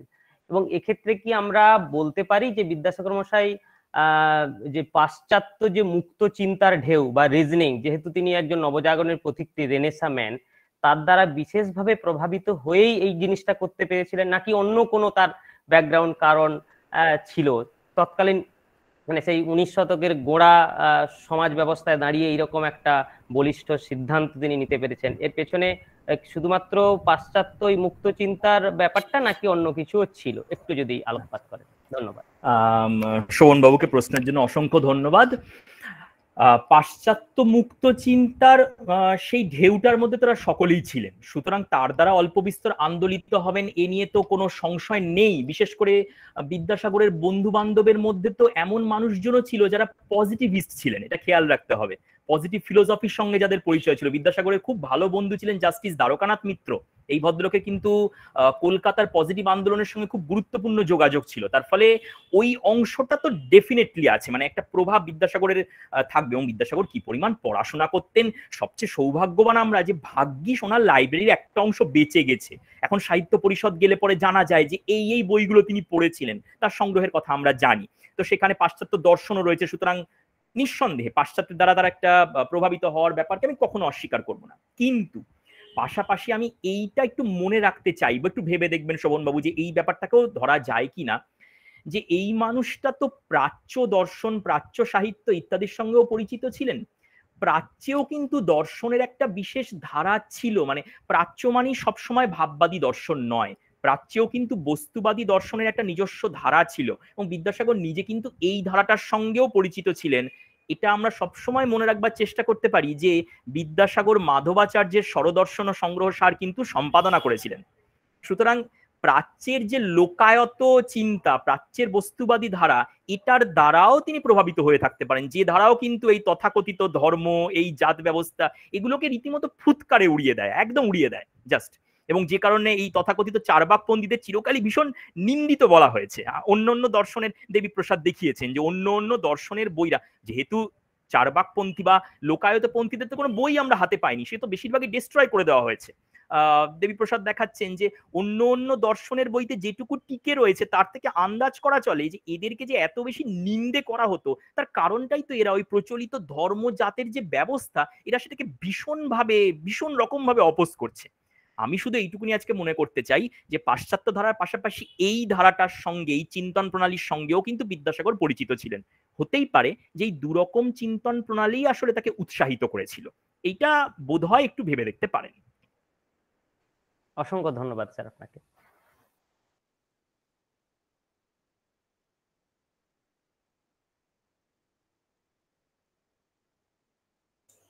আচ্ছা, আমার এখানে নেটওয়ার্কের একটু সমস্যা হয়েছিল, ফলে আমি শেষটুকু শুনতে পাইনি। এরপরে যদি কারোর প্রশ্ন।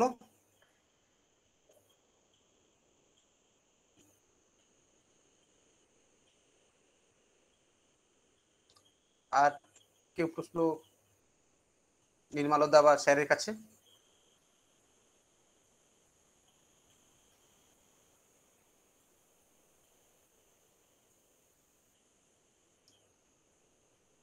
বেশ, আমাদের নির্ধারিত সময়ের খানিকটা আমরা পেরিয়েও গেছি। আমরা দুজন বক্তার থেকে যে শুনলাম, স্যার এবং নির্মলদার থেকে, ফলে আমাদের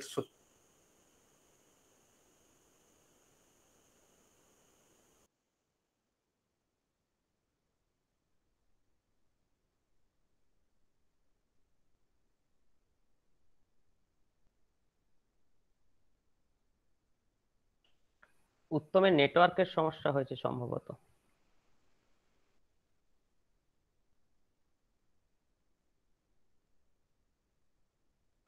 উত্তম শুনতে পাচ্ছ?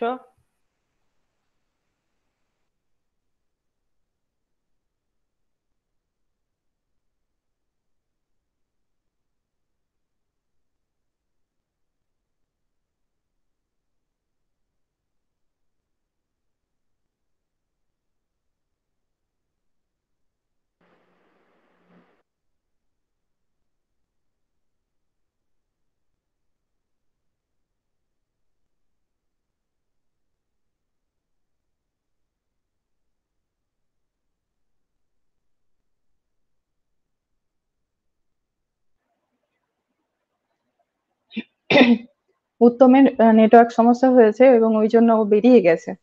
তো আমরা অনুষ্ঠানের নাসরিন দি, প্রায় শেষের হ্যাঁ দিকে। হ্যাঁ, হ্যাঁ, আমি তাহলে আমরা কন্টিনিউ করে দিচ্ছি। আমি হ্যাঁ ভোট অফ থ্যাঙ্কস, তুমি আছো? ওকে।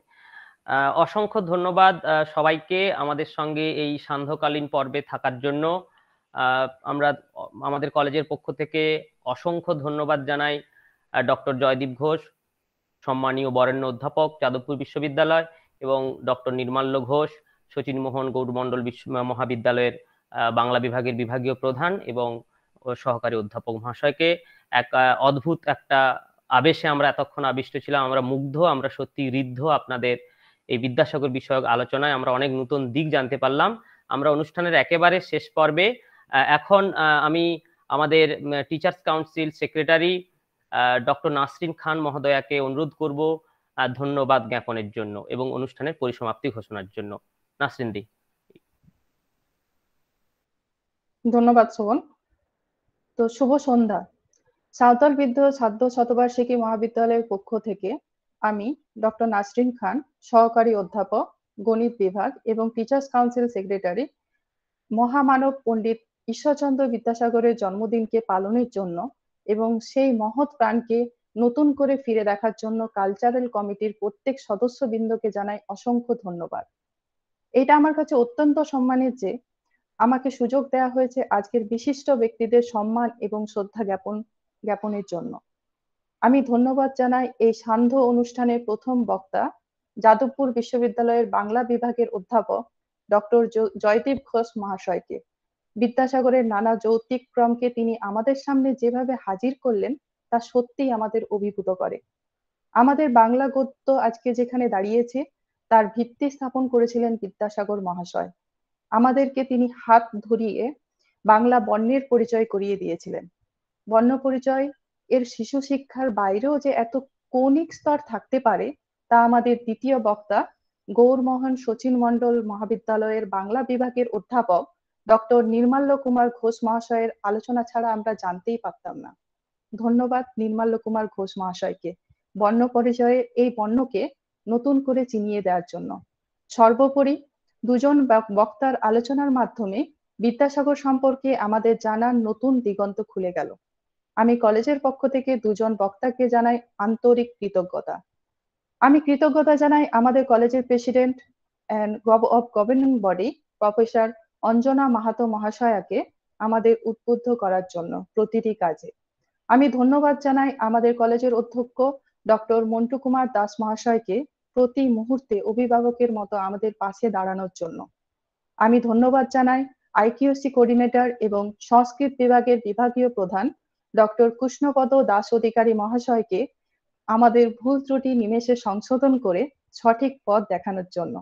আমি আন্তরিকভাবে ধন্যবাদ জানাই ইংরেজি বিভাগের বিভাগীয় প্রধান এবং গভর্নিং বডির সদস্য প্রফেসর অরূপ রতন চক্রবর্তী মহাশয়কে আমাদের সঠিক পরামর্শ দিয়ে প্রতিটি কাজ সুষ্ঠুভাবে সুসম্পন্ন করানোর জন্য। আমি অসংখ্য ধন্যবাদ জানাই এবং অভিনন্দন জানাই শ্রী উত্তম রয় মহাশয়কে, convener cultural committee of Santhal বিদ্য সাধ্য শতবার্ষিকী মহাবিদ্যালয় এবং কমিটির প্রত্যেক সদস্যবৃন্দ, বিশেষ করে শ্রী শোভন মাইতি মহাশয় এবং ডক্টর কৌশিক দে মহাশয়কে এত সুন্দর একটি অনুষ্ঠান সুষ্ঠুভাবে পরিচালনা করার জন্য। আমি ডক্টর কৌশিক দে মহাশয়কে আলাদাভাবে ধন্যবাদ জ্ঞাপন করি, তিনি সর্বদা টেকনিক্যাল সাপোর্ট সব আমাদেরকে দেওয়ার জন্য। এছাড়াও উপস্থিত কলেজের সমস্ত শিক্ষক, শিক্ষিকা এবং শিক্ষাকর্মী যারা এই দুর্যোগ সত্ত্বেও আলোচনার প্রথম থেকে শেষ পর্যন্ত শুনলেন, তাদের ধন্যবাদ এবং কৃতজ্ঞতা জানাই। এছাড়া যে সমস্ত স্নেহ সুন্দর ছাত্রছাত্রী এই আলোচনার মধ্য থেকে নিজেদের সমৃদ্ধ করলে, তাদের আমি শুভেচ্ছা এবং ভালোবাসা জানাই। আসন্ন প্রাকৃতিক দুর্যোগে সবাই সাবধানে থাকবেন এবং সুস্থ থাকবেন, এই কামনাই আমি করি। ধন্যবাদ। এবং আমাদের এই বলেই আমি এই অনুষ্ঠানের সমাপ্তি ঘোষণা করলাম।